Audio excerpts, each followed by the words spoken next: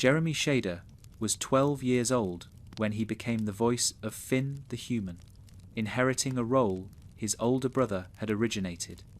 The story of how this happened captures something essential about Adventure Time itself, a blend of family, accident, and fate that transformed a short online cartoon into one of the most influential animated series of its generation. The character first appeared in a 2008 pilot that aired as part of Nickelodeon's Random Cartoons showcase. In that original short, the hero was called Penn, named after series creator Pendleton Ward, and he was voiced by Jeremy's older brother, Zach Shader. The pilot became a viral sensation online, generating millions of views and demonstrating an appetite for Ward's unique vision. But nearly 3 years passed between the pilot's release and Cartoon Network's decision to order a full series. By the time production began in 2010, Zach Shader had aged out of the role. His voice had changed too much to convincingly play a 12-year-old boy. The production team began searching for someone who could capture the energy of the original performance while bringing fresh authenticity to the character. They did not initially realize that the perfect replacement was already connected to their original actor. Jeremy Shader auditioned without the production team, knowing he was Zach's younger brother. According to Jeremy, the showrunners simply thought they had gotten lucky finding someone who sounded like the original Finn. The family connection only became apparent after he had already won the role on merit. This coincidence meant that Finn's voice stayed within the Shader family, even as it passed to a new performer. Born on January 21st, 1997 in Boise, Idaho, Jeremy was already an experienced performer before Adventure Time. He had appeared as young Charlie Pace in flashback sequences of the acclaimed television series Lost in 2006. His early exposure to professional acting gave him skills that would serve the extended demands of voicing an animated protagonist. Ward made a crucial decision early in production that would define both the show and Jeremy's career. Rather than recasting the role when the young actor's voice inevitably changed during puberty, Ward chose to age Finn alongside his voice actor. The character would grow up as Jeremy grew up, experiencing adolescence in parallel with the real person giving him voice. This decision had profound implications for the show's storytelling. Finn begins the series as a 12-year-old boy with a simple worldview. Heroes fight evil, adventures are fun, and good always triumphs. As Jeremy's voice deepened and cracked through seasons 3 and 4, the writers matured Finn's experiences accordingly. The show addressed heartbreak, moral complexity, and existential questions that would have been impossible with a static child protagonist. If you listen to Season 1 Finn and compare him to Season 8 Finn, the difference is immediately apparent. The voice has dropped, gained texture, lost some of its childish enthusiasm. Jeremy has spoken in interviews about this evolution, noting that while the character's voice no longer sounds like his natural speaking voice, he can easily slip into Finn's higher register because he has been doing it for so long. The recording process for Adventure Time involved Jeremy and other cast members often performing together rather than separately, unusual for animated television. This ensemble approach allowed for genuine chemistry between performers.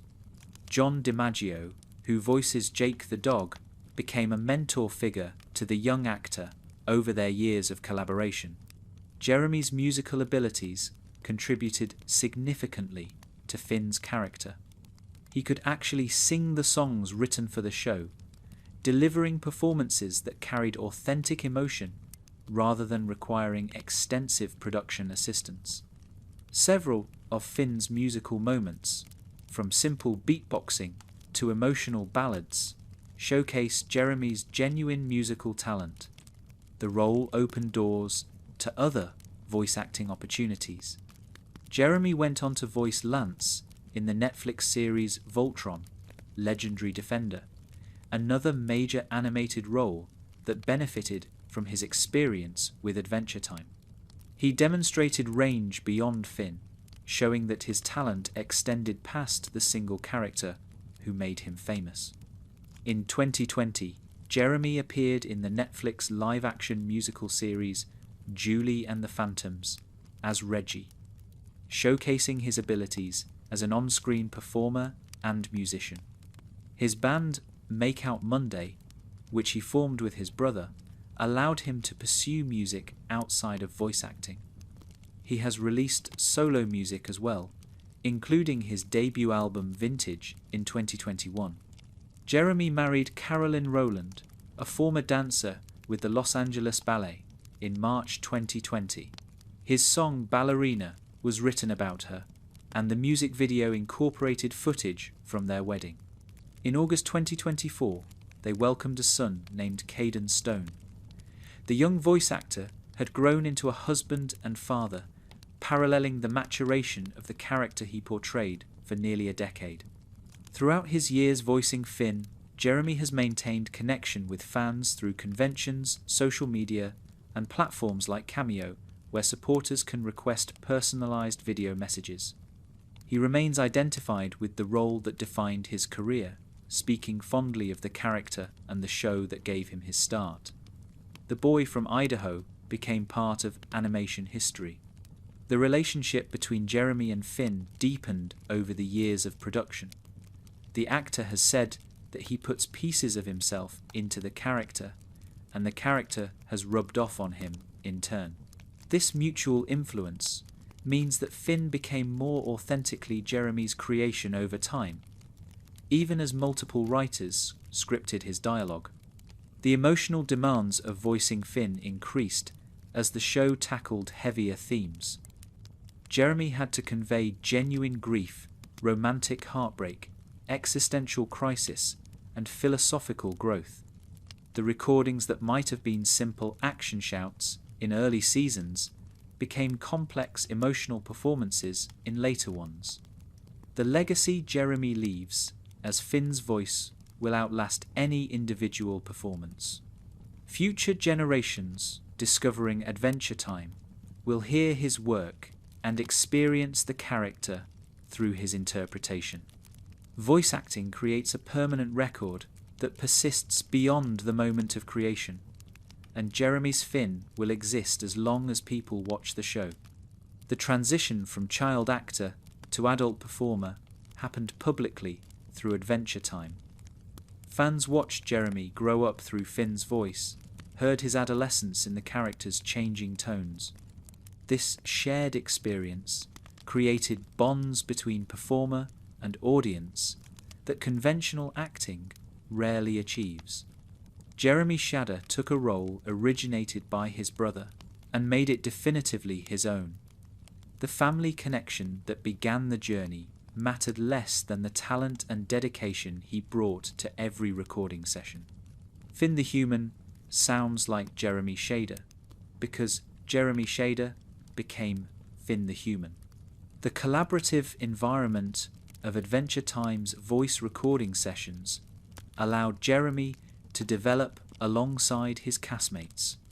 The chemistry between him and John DiMaggio translated into the authentic brotherhood between Finn and Jake, real affection informed fictional relationship.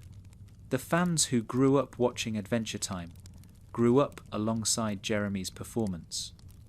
The voice that accompanied their childhood matured as they matured. This parallel development created bonds that will persist throughout their lives. Finn's voice is the soundtrack of a generation's coming of age. The Shadder brothers' connection to Finn represents something rare in animation, a character whose voice stayed within a single family across its entire history. From Zach's pilot performance to Jeremy's decade of work, Finn has always been a Shadder creation. Finn the Human began as a sketch in Pendleton Ward's notebook before becoming the protagonist of one of the most influential animated series of the 21st century. The character's visual design, personality, and symbolic significance all emerged from Ward's distinctive creative vision and his love of tabletop role-playing games like Dungeons and Dragons.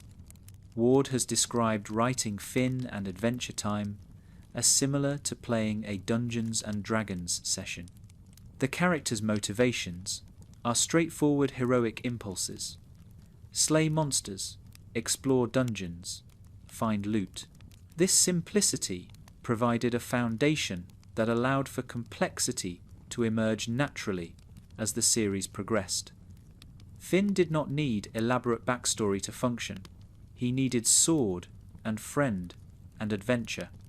The visual design of Finn draws from an earlier Ward creation called Bueno the Bear. In 2002 or 2003, Ward published webcomics featuring this bear character, later taking them down because he thought they were terrible. But the distinctive head shape of Bueno survived in Finn's iconic white hat, which covers his entire head except for his face and features two ear-like protrusions that Ward's collaborators have called nubs. The hat itself carries symbolic weight beyond simple character design. In the Stakes miniseries, it is revealed that humans in the post-apocalyptic world wore animal hats to protect their necks from vampire bites. This lore detail retroactively explains Finn's costume, while connecting him to the broader history of humanity's survival after the Mushroom War. Originally, Ward named the character Pen after himself. He changed the name to Finn before the series began because, as he explained, he did not want to see his name on the back of sweatpants. The new name preserved the alliterative quality when paired with Finn the human, while distancing the character from its creator. Ward intended for Finn and Jake to be nomads living in tents, travelling the land of Oo without permanent residence. Cartoon Network requested a change to give them a fixed home, resulting in the treehouse that became one of the show's most recognisable locations. This compromise between creator vision and network practicality shaped how stories could be told. The rubbery limb noodle design that defines Adventure Time's visual style extends to Finn. His arms and legs move with exaggerated flexibility, allowing for dynamic action sequences and expressive body language. The simple face design, with dot eyes and minimalist features, permits a wide range of emotional expression despite, or perhaps because of, its simplicity. Finn has several missing teeth, which Ward explained as the natural result of a character who has never been to a dentist. This detail grounds Finn in the post-apocalyptic reality of his world. Modern dental care does not exist in Oo. A boy who fights monsters for a living would inevitably lose teeth. The missing teeth become markers of his adventures. The character's wardrobe rarely changes, but is not entirely static. Finn wears a Munsell blue t-shirt, denim shorts, a two-coloured lime green circular backpack, rolled down white socks, and black shoes. The show's creative team specified the exact blue colour, demonstrating attention to design consistency. Multiple sets of this outfit exist, as revealed when other characters wear Finn's clothes. Ward spent much of his childhood indoors, and he has described his indoor adventure experience as inspiring Finn and Jake's adventures. The show translates the imaginative play of a child who explores fantastical worlds within his own mind into animated reality. Finn's enthusiasm for adventure reflects the wonder Ward felt playing pretend. The character first appeared in the pilot short focused on rescuing Princess Bubblegum from the Ice King. This basic premise, the hero saving the princess from the villain, provided structure for early episodes before the show expanded its narrative ambitions. The simplicity of the initial setup allowed viewers to quickly understand the world and characters. Ward wanted to create female characters with faults and strengths just like Finn and Jake, avoiding cliches that reduced women to simple archetypes. This intention influenced how female characters like Marceline and Princess Bubblegum developed across the series, becoming as complex and central as the male protagonists. Phil Rinder, the lead character designer for the first 2.5 seasons, refined Ward's initial concepts into production-ready designs. Different artists throughout the show's run interpreted Finn slightly differently, which Ward embraced as one of the coolest parts of the production process. The character could change from episode to episode based on who drew him, maintaining consistency while allowing artistic variation. Former showrunner Adam Muto has stated that Finn's progression from an aggressive and reckless boy into a more mature person was one of his favourite character arcs to write. This development happened gradually across seasons, with Finn's temper giving way to introspection as Jeremy Shadder's voice changed and the writers explored new thematic territory. The contrast between early Finn and late series Finn demonstrates how effectively the show charted his growth. Season 1 Finn punches first and asks questions later, confident in his ability to solve problems through violence. Season 10 Finn pauses, reflects, seeks understanding before action. The transformation feels earned because viewers watched it happen episode by episode. Ward's description of Finn as wanting to slay monsters, explore dungeons, and find loot captures the character's initial motivation perfectly. But those simple desires evolved into something more complex as Finn encountered situations that violence could not solve. His father's abandonment, his romantic failures, and his physical losses all demanded different kinds of strength. The ensemble approach Ward fostered meant that Finn existed within a community rather than as a solitary hero. His relationships with Jake, Marceline, Princess Bubblegum, and others provided context for his growth. He was not developing in isolation, but in response to the people around him. The choice to not make Finn's backstory elaborate initially allowed the mystery to unfold naturally. Viewers discovered Finn's origins alongside him, sharing his shock at revelations about his father and his joy at finding his mother. The character learned about himself as the audience learned about him. Ward's voice work on the show, providing Lumpy Space Princess and other characters, meant that the creator remained present throughout production. His sensibility permeated every aspect of the show, even as he stepped back from day-to-day operations. Finn remained recognizably Ward's creation even as others developed him. The influence of Dungeons and Dragons extended beyond simple premise into the show's structure. Episodes often resembled quests, with clear objectives, obstacles, and rewards. Finn functioned as the player character, with Jake as his companion, navigating a world that operated on fantastical logic. The success of Finn as a protagonist demonstrated that simplicity and depth were not mutually exclusive. His straightforward heroic motivation, doing good and fighting evil, provided a stable foundation for increasingly complex storytelling. The character grew more nuanced without ever losing his essential nature. The creation of Finn established a template for protagonists in subsequent animated series.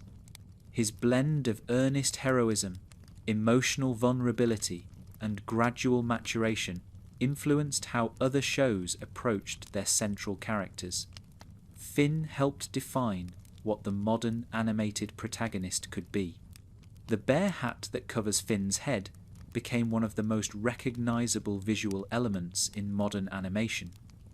Fans cosplay the character by wearing replica hats. The simple design translates easily to merchandise and fan art while remaining instantly identifiable. The story of how Finn came to exist in the land of Oo begins not with his birth, but with the end of human civilization. The Mushroom War, a nuclear conflict that occurred approximately 1,000 years before the series begins, devastated the planet and killed most of humanity. Finn's existence, as apparently the last human in Oo, is the direct result of this apocalyptic history. Finn was born on Hub Island, one of a chain of islands populated by surviving humans who fled the mainland after the Mushroom War. This revelation, which came in the Islands miniseries during Season 8, rewrote what viewers understood about Finn's origins and about the fate of humanity itself. He was never truly the last human. He was simply separated from the others. His mother, Minerva Campbell, worked as a doctor on the island, part of a class of citizens called helpers, who dedicated their lives to serving others. Sharon Horgan voices Minerva, bringing warmth and complexity to the character who represents what Finn might have become had he grown up in normal circumstances. Both mother and son share selfless dedication to helping others. His father, Martin Mertens, was a con artist, a charming rogue who survived through manipulation and trickery. Stephen Root voices Martin, capturing both the character's appeal and his fundamental selfishness. The contrast between Finn's parents could not be sharper, one dedicated to service, one dedicated to self-interest. Martin's past caught up with him when Finn was an infant. People he had cheated came seeking revenge, breaking into the family home while Minerva was at work. Martin fled with baby Finn, taking a raft into the ocean. The island's guardian, a massive security construct designed to prevent escape, attacked their vessel. In the chaos, Martin was separated from his infant son. Finn floated away on the raft, eventually reaching the mainland of Oo. Martin disappeared, believed dead by Minerva, who spent years searching for her husband and child before eventually giving up hope. The tragedy left the family scattered across the world. Baby Finn washed ashore and ended up alone in a forest. In the episode Memories of Boom Boom Mountain, we learn that the infant went boom boom, his word for defecation, on a large leaf, and then fell on it. He lay there crying until Joshua and Margaret, Jake's parents, found him while on one of their investigations. They adopted him and raised him alongside their sons Jake and Jermaine. Joshua and Margaret were adventurers themselves, private investigators who encountered supernatural threats across Oo. They raised Finn in a household that normalized danger and heroism. When they died before the events of the main series, they left behind 3 sons who would all become adventurers in their own ways. Jake, Finn's adoptive brother and best friend, is a magical dog who can stretch and reshape his body at will. Their relationship forms the emotional core of Adventure Time, with Jake serving as mentor, companion, and family to the human boy. The fact that Finn is adopted by dogs and raised as their brother contributes to his outsider status among humans. For most of the series, Finn believed himself to be the last human alive. This belief shaped his identity profoundly. He was unique, alone, the sole representative of a species that otherwise existed only in ruins and artifacts. The epithet "the human" distinguished him from everyone else in Oo. The mystery of his parents haunted early seasons. In Billy's bucket list, Finn learns that his father Martin is alive and imprisoned in a place called the Citadel. This revelation comes from the dying hero Billy, who speaks Martin's name with his last breaths. Finn finally has a lead on his origins, a chance to meet the father he never knew. The Season 6 premiere Wake Up and Escape from the Citadel brought Finn face to face with Martin for the first time. The reunion was not what Finn had hoped. Martin proved selfish, caring more about escaping than reconnecting with his son. When the citadel collapsed, Martin fled without helping Finn, who lost his arm in the chaos trying to stop his father from leaving. This devastating introduction to his biological father forced Finn to confront uncomfortable truths. Heroes do not always have heroic parents. The people who abandon us may have reasons, but those reasons do not erase the harm. Finn's relationship with Martin became one of the show's most complex emotional threads. Minerva's introduction in Islands provided balance to Martin's failures. Though she had become overprotective to the point of wanting to trap Finn on the island forever, her motivations came from love rather than selfishness. She had lost him once and could not bear to lose him again. Finn had to convince her that the dangers of Oo were worth facing. The choice to have Finn leave his mother and return to Oo was painful but necessary for his character.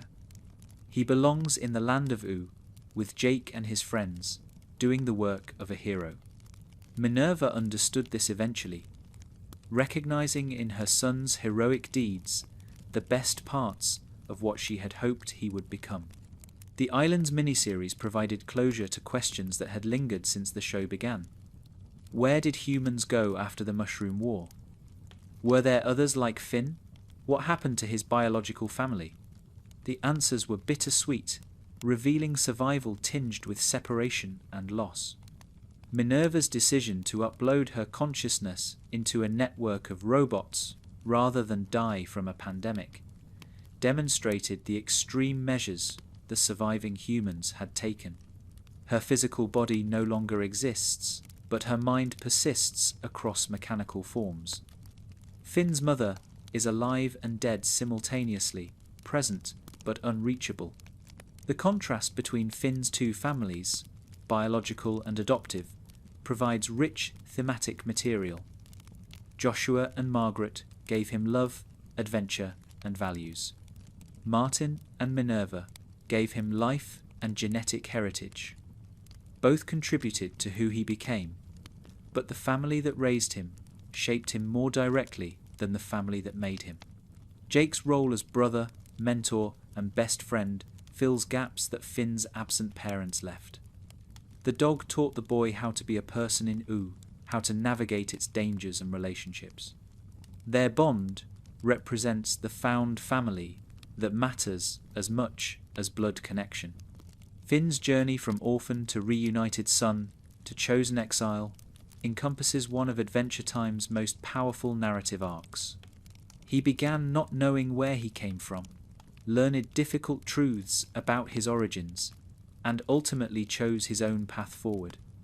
The hero's journey became a story about family in all its forms. The decision to reveal other surviving humans changed what Finn represented. He was no longer the last of his kind, but a member of a scattered diaspora. This shift added nuance to his identity, while also providing hope that humanity might eventually recover from the Mushroom War. The human islands represented a road not taken, a version of Finn's life that might have been.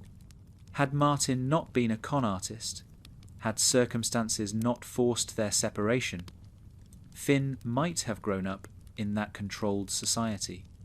The adventurer who emerged from Oo's chaos was shaped by his specific experiences.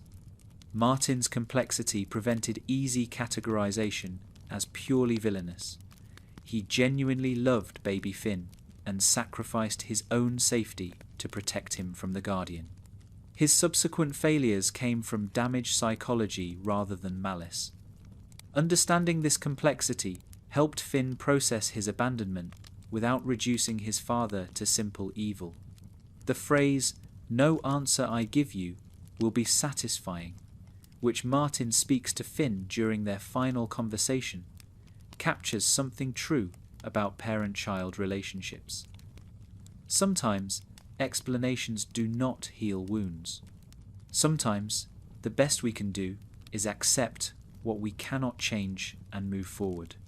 Finn's appearance changes dramatically across Adventure Time's run. reflecting both his aging and the experiences that shape him. The most significant physical transformation involves his arm, which he loses, regrows, loses again, and eventually replaces with technology. This cycle of loss and adaptation became one of the show's most powerful visual metaphors. Throughout the series, alternate versions of Finn appear in various episodes, and almost all of them are missing their right arm. Pillow World Finn, Farm World Finn, and other variants foreshadowed what would eventually happen to the main timeline Finn. The pattern became impossible to ignore, suggesting that losing his arm was somehow essential to Finn's identity across all realities. The loss occurred in the Season 6 premiere Escape from the Citadel. Finn desperately tried to prevent his father Martin from escaping, extending his arm to grab onto the vessel carrying Martin away. The grass sword, which had bonded with Finn and promised to be with him for eternity, attempted to help by covering his arm in vegetation. When Finn could not hold on, the arm tore away. The grass sword itself was a cursed weapon Finn purchased from a mysterious wizard in the episode Blade of Grass. The sword became part of him, retracting into his arm when not in use and extending when needed. The wizard warned that the sword would be with Finn for eternity, and Finn accepted this curse, finding it a fair trade for such a powerful weapon. After losing his arm, Finn went through a period of profound depression. The flower that bloomed from his stump reflected his emotional state, drooping when he felt hopeless. The Season 6 episode Breezy explored this depression through Finn's attempts to feel something positive by kissing various princesses, none of which provided genuine comfort. The flower eventually grew into a new arm, seemingly organic, but actually formed from the grass sword's influence. This grass arm served Finn through several seasons until the events of Reboot, when the grass sword separated from him and merged with another artifact called the Finn Sword. The merger created a new being named Fern. Fern represented everything Finn used to be: aggressive, reckless, and prone to violence. The grass doppelganger had Finn's memories, but not his years of growth and maturity. The two Finns became foils for each other, with the original having to confront the worst parts of his younger self embodied in a separate person. The creation of the Finn sword itself came from a time paradox in the episode Is That You? An alternate Finn from a different timeline became trapped in sword form, conscious within the blade. This Finn existed inside the weapon, able to communicate with the main Finn until the grass sword's influence corrupted and transformed him. After losing his grass arm to Fern's creation, Finn received a mechanical prosthetic from Princess Bubblegum. The robotic arm fulfilled the visual destiny that had been foreshadowed since early seasons, when future versions of Finn consistently appeared with mechanical replacement limbs. Technology replaced what nature and magic could not permanently restore. In the series finale, Come Along With Me, even the mechanical arm was lost when Finn entered the mouth of Golb, the embodiment of chaos and discord. The arm was bitten off, leaving Finn once again without his right limb. The cycle of loss that defined his physical journey continued to the very end. Beyond his arm, Finn's appearance evolved in subtler ways. His hair, which he kept hidden under his bear hat for most of the series, was revealed in To Cut a Woman's Hair to be incredibly long and golden blonde. This hair became a recurring element, sometimes cut, sometimes grown back, always hidden beneath the signature hat. In the Distant Lands special Obsidian, set years after the main series, adult Finn appears with a full beard and a tattoo of Jake on his chest. This detail suggests that Jake may have died by this point, with Finn carrying his brother's image permanently on his body. The transition from boy to man happened off-screen, leaving viewers to imagine the years between. The far future version of Finn. seen in the Distant Lands special Together Again, shows an elderly man with a long white beard. David Bradley voices this final incarnation, bringing gravitas to Finn's ultimate fate. Even in old age, even approaching death, Finn remains recognizably himself, a hero to the end. In Adventure Time, Fiona and Cake, set 12 years after the original series finale, Finn appears as a 29-year-old adult adventurer. He has grown a well-groomed blonde beard and still wears his backpack, though his wardrobe has updated to jean shorts. The boy who started as a 12-year-old has become a man approaching 30. The visual journey from child to adult happened both on screen and off. Jeremy Shadder grew from 12 to his mid-20s during the original run. Finn grew from 12 to 17 within the show, then to adulthood in spin-offs and specials. The parallel aging created unprecedented connection between character and performer. The mechanical arm Finn received from Princess Bubblegum represented technology's role in his life. Bubblegum, the scientist princess, provided practical solutions to his physical challenges. The arm worked reliably, unlike the organic and magical alternatives that had previously failed him. The recurring loss of limbs across Finn's alternate selves suggested something almost mystical about his relationship to physical wholeness. No version of Finn seemed able to keep both arms intact. The pattern implied that sacrifice, specifically bodily sacrifice, was somehow essential to being Finn across all possible realities. Fern's existence complicated Finn's sense of self in ways that went beyond simple rivalry. Looking at Fern was like looking at who he used to be, all the worst impulses he had overcome given physical form. The resolution of their conflict required Finn to accept that those impulses were part of him while choosing not to act on them. The visual design choices for Finn remained consistent enough to be recognizable while allowing for significant variation. Different artists interpreted his proportions and expressions differently. The character maintained identity across these variations because his essential elements, the hat, the backpack, the blue shirt, remained constant. Finn's physical journey through Adventure Time mirrors his emotional journey. He began whole and confident, was broken down through loss and disappointment, rebuilt himself with help from others, and emerged transformed but still fundamentally himself. The body tells the story of the soul. The attention to continuity in Finn's physical changes demonstrated the show's commitment to consequences. When he lost his arm, it stayed lost until narrative events restored it. When he gained the mechanical prosthetic, it remained part of his design. These persistent changes rewarded attentive viewers. The hair beneath Finn's hat became a recurring visual element that artists enjoyed revealing.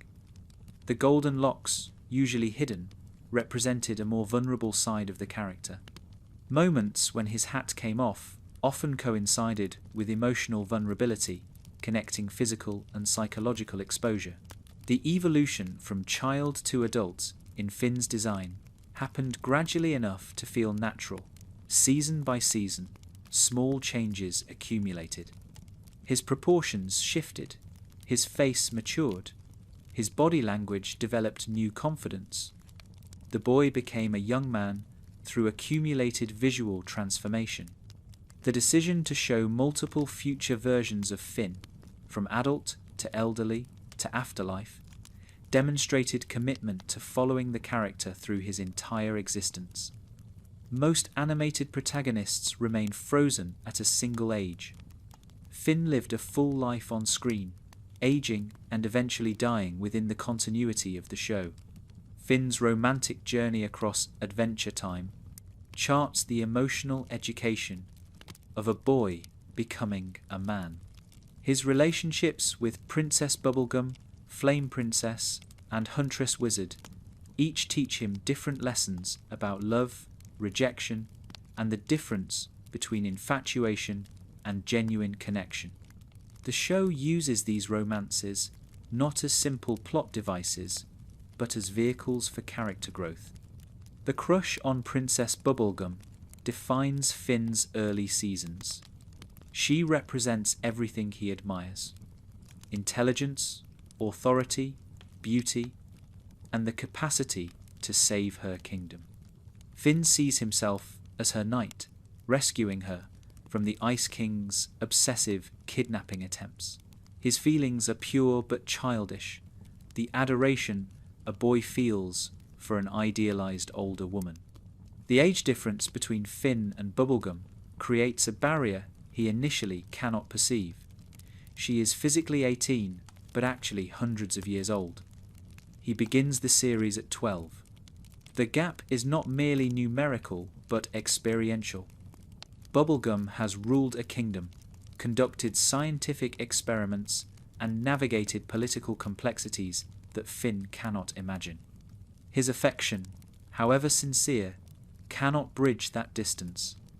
The episode Too Young temporarily reduces Bubblegum to 13 years old, putting her and Finn briefly in the same developmental stage.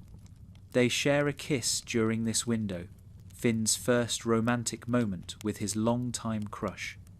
But when she returns to her proper age, the relationship possibility closes. She sees him as a little brother, endearing but not romantic. The rejection stings, even though it comes gently. Finn keeps a lock of Bubblegum's hair as a treasured possession, revealed in the episode What Was Missing.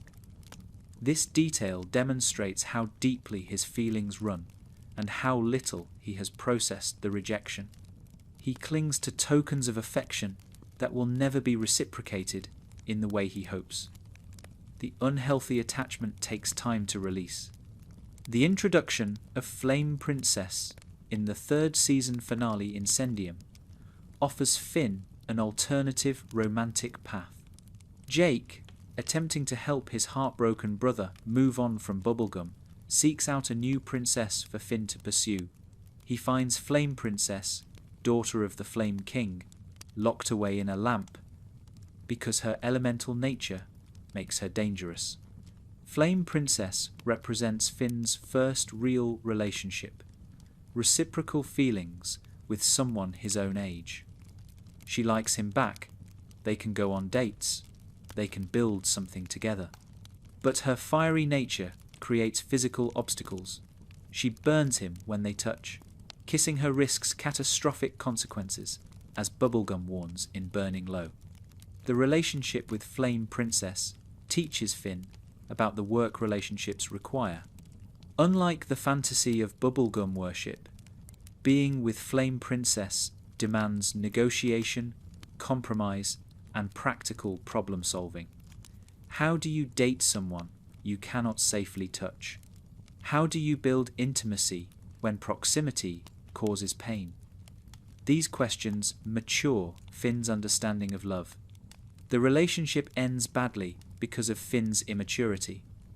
In Frost and Fire, he manipulates Flame Princess and Ice King into fighting each other because he enjoys the dreams their battles give him. The selfish act, prioritizing his own pleasure over his girlfriend's well-being, betrays everything a relationship should be. Flame Princess breaks up with him, and the breakup is deserved. The aftermath of Flame Princess leaves Finn emotionally damaged. He loses his arm shortly after, compounds the romantic loss with physical loss, and spirals into depression. The episode Breezy shows him kissing multiple princesses in an attempt to feel something positive, using physical affection as a bandage for emotional wounds. None of it helps. Huntress Wizard enters Finn's life in the 7th season episode Flute Spell. Unlike his previous relationships, this one develops slowly, built on shared interests and mutual respect, rather than infatuation or rescue dynamics. They meet when Finn is playing flute naked in a river, a meeting that establishes their connection as something wild and natural. The relationship with Huntress Wizard represents Finn's emotional maturity. He can take things slowly, enjoy connection without demanding commitment, and accept uncertainty without anxiety. Her philosophy that exceptional beasts cannot fall in love initially seems like rejection, but their bond deepens across subsequent episodes into something real. By the final season, Finn and Huntress Wizard have developed an understanding. They care for each other without the drama that defined his earlier relationships. In the Wild Hunt episode, she helps him overcome psychological trauma. Their connection is adult in ways his boyhood crushes never were.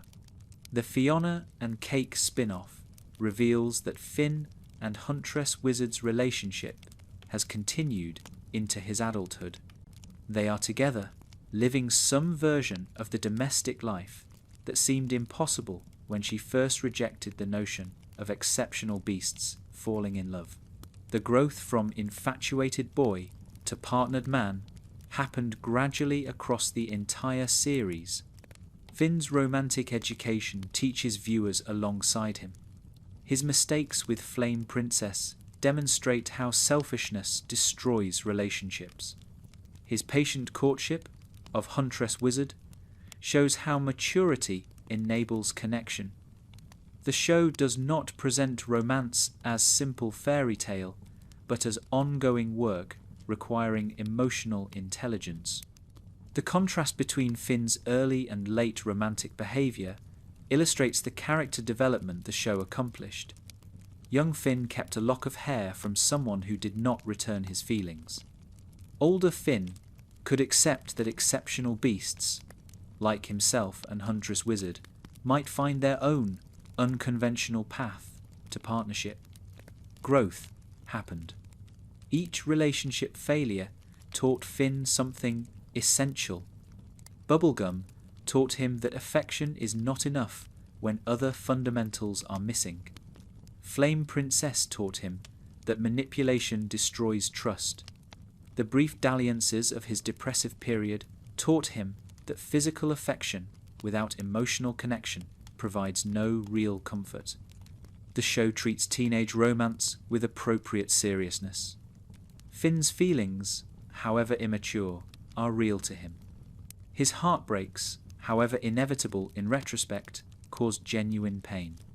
Adventure Time respects its young protagonist's emotional experiences rather than dismissing them as childish. This respect made the romantic storylines resonate. By the finale, Finn has become someone capable of healthy partnership. The boy who once could not handle rejection now navigates complex relationships with grace.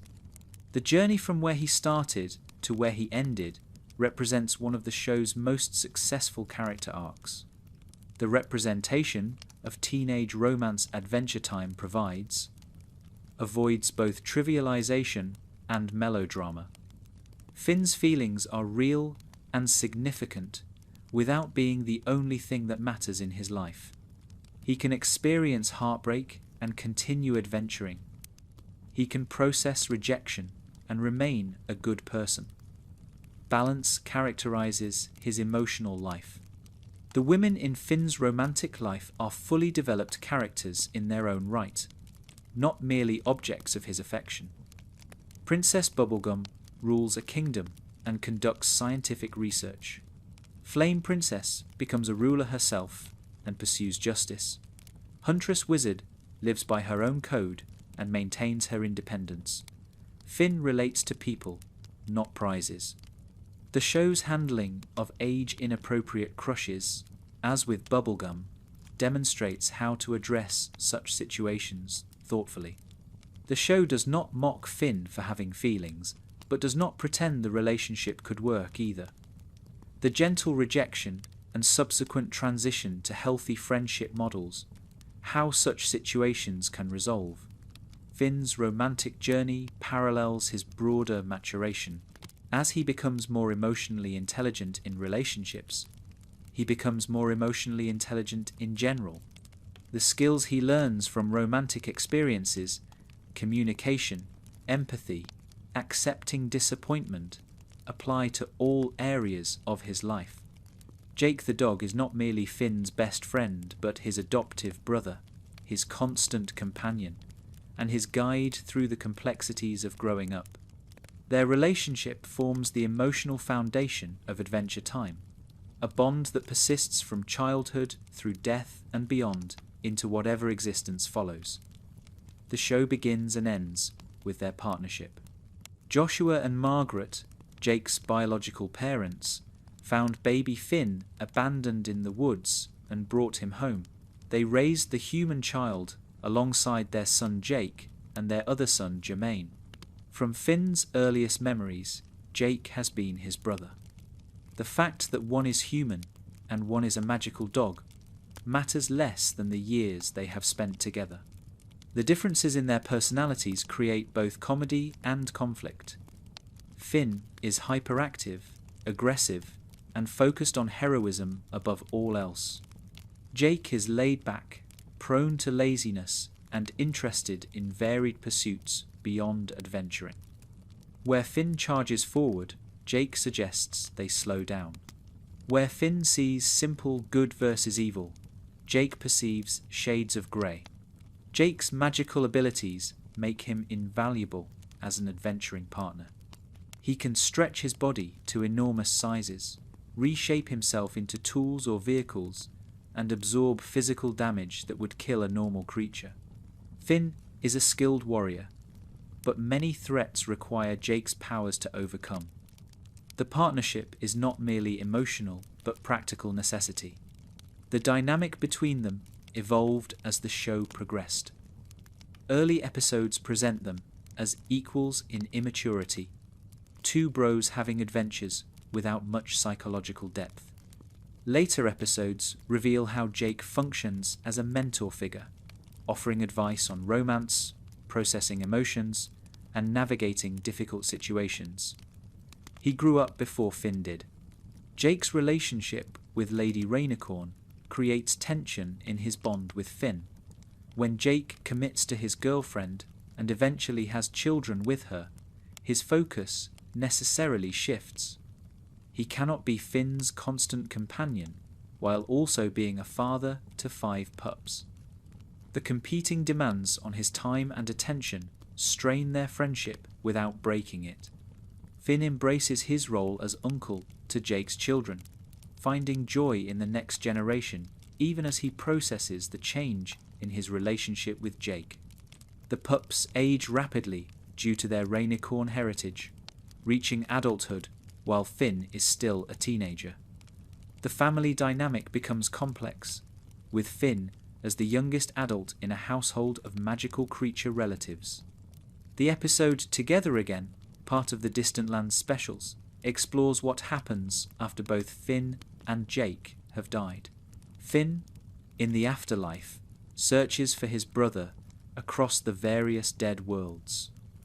Jake has achieved a kind of nirvana, a peaceful existence that he initially hesitates to leave. But their bond proves stronger than even death separation. The reunion in the afterlife confirms what the entire series demonstrated. Finn and Jake are meant to be together.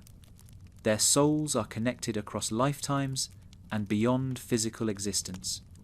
When they finally find each other again, the joy of reunion justifies every adventure they ever shared. Death cannot end their brotherhood. John DiMaggio's voice performance, as Jake, provides much of the show's heart. His warm, slightly goofy delivery makes Jake lovable even when he is being lazy or irresponsible. The chemistry between DiMaggio and Jeremy Shadder translates into believable sibling energy. They sound like brothers because the performers have developed genuine affection.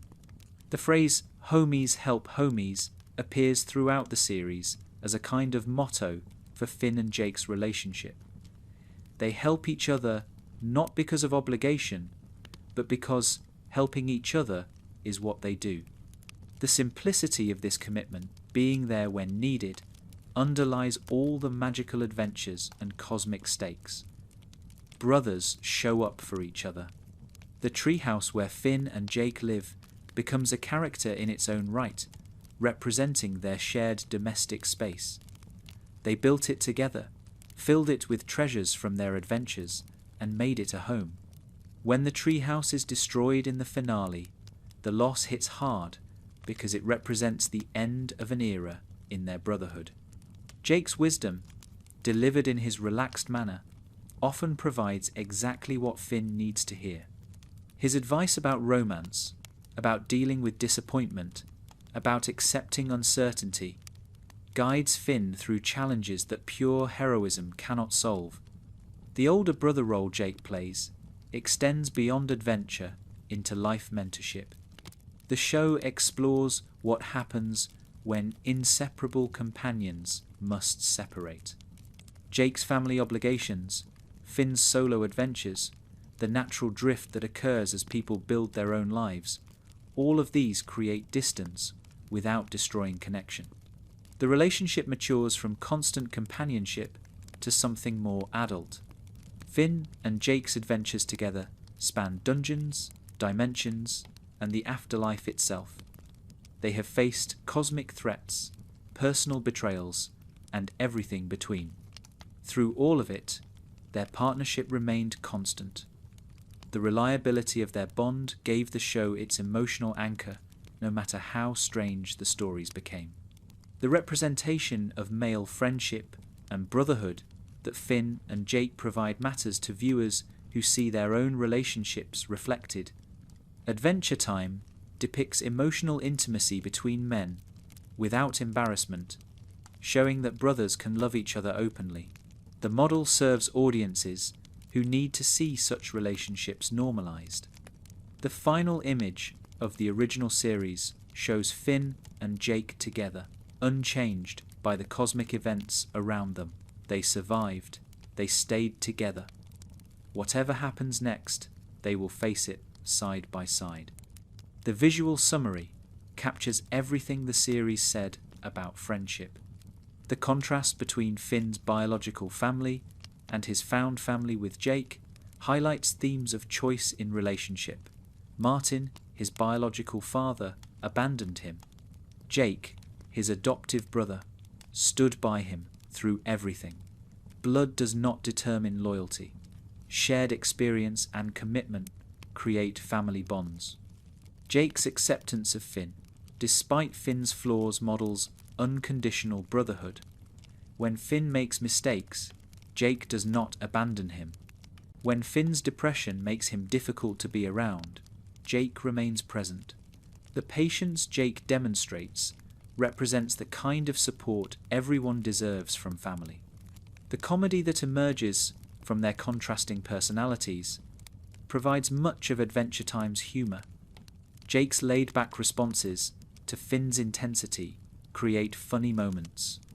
Their bickering and reconciliation follows patterns familiar to anyone with siblings. The relationship feels authentic because it captures real sibling dynamics.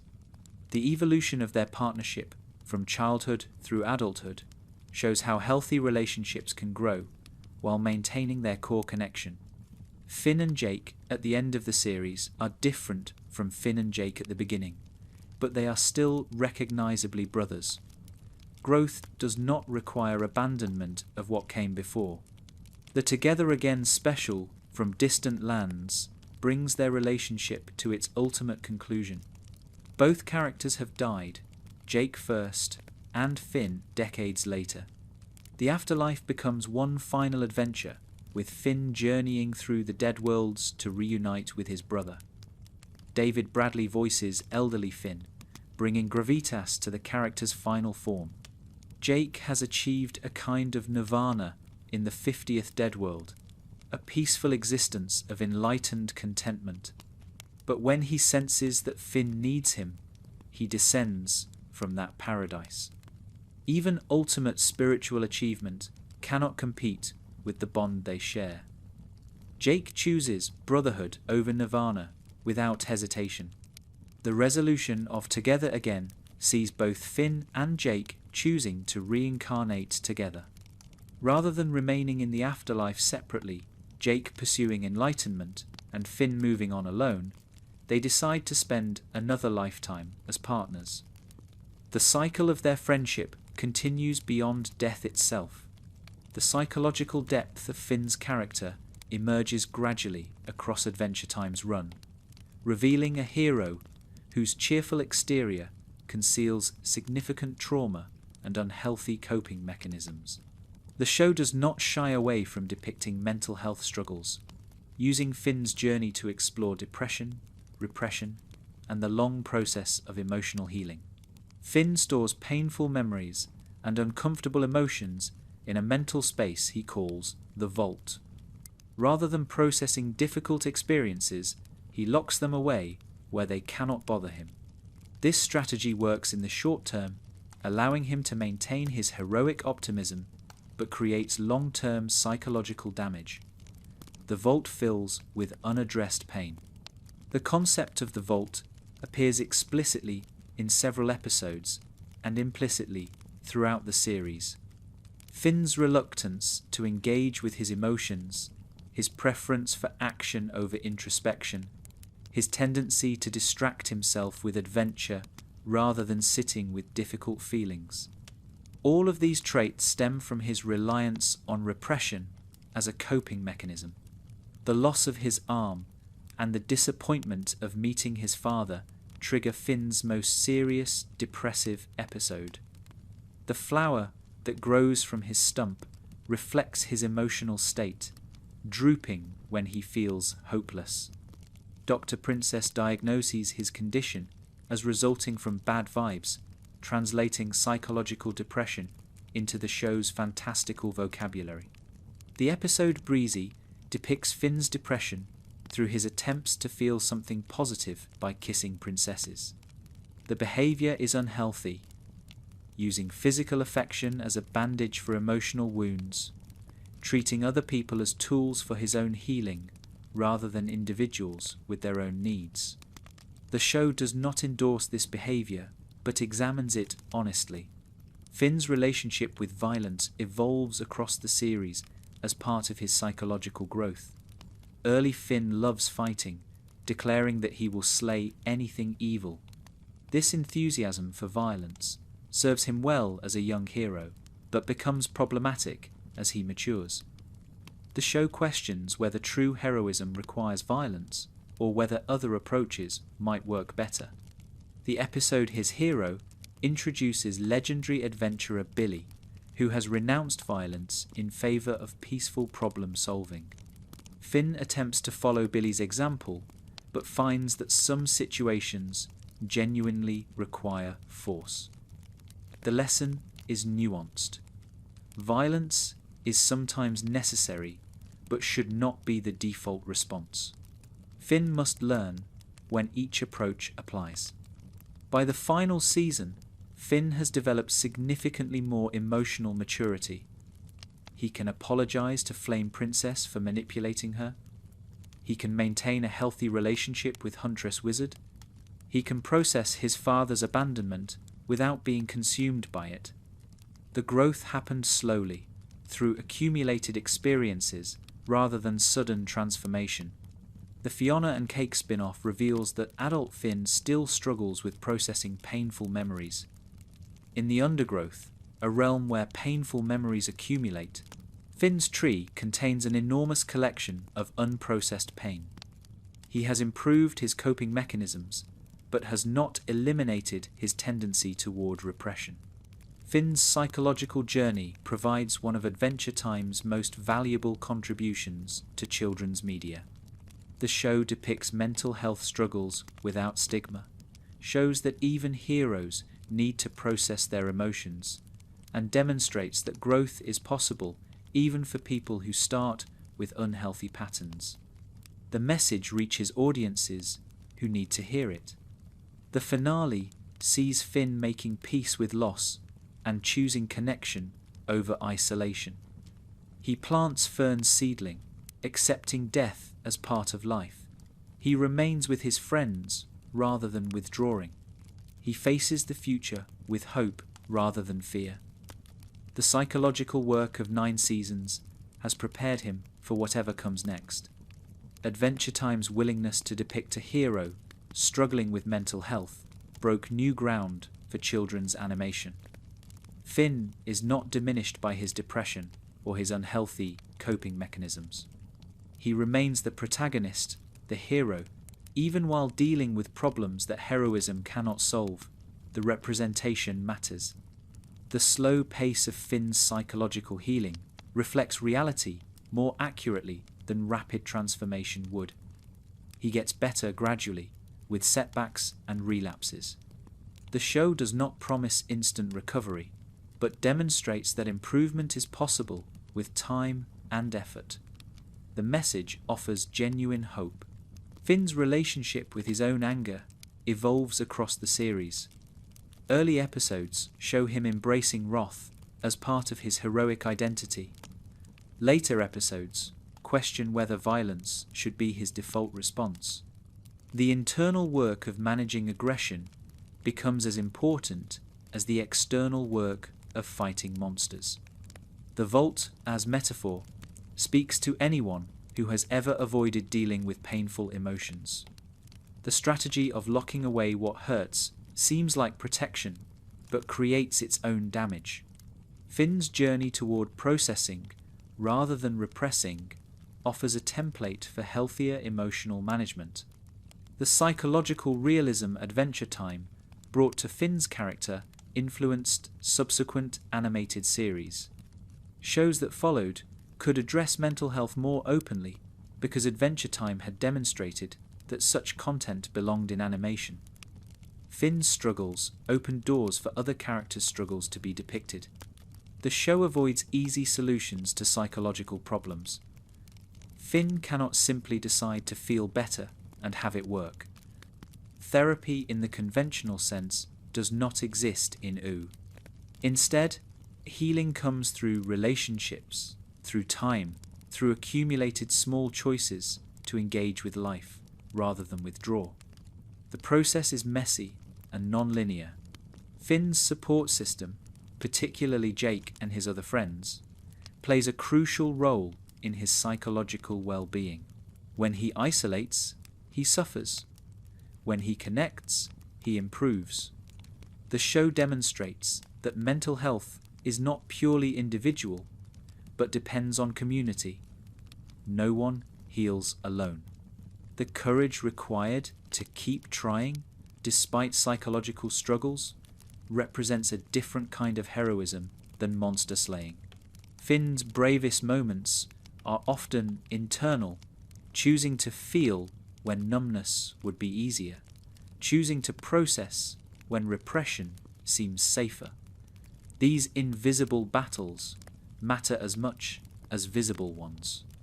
The normalization of seeking help and accepting support when struggling serves audiences who might otherwise feel ashamed of their own needs. Finn, the hero, the adventurer, the brave warrior, also needs help sometimes. His example gives permission for others to need help too. The episode Frost and Fire demonstrates how Finn's psychological immaturity can cause real harm. He manipulates Flame Princess and Ice King into fighting because he enjoys the dreams their battles give him.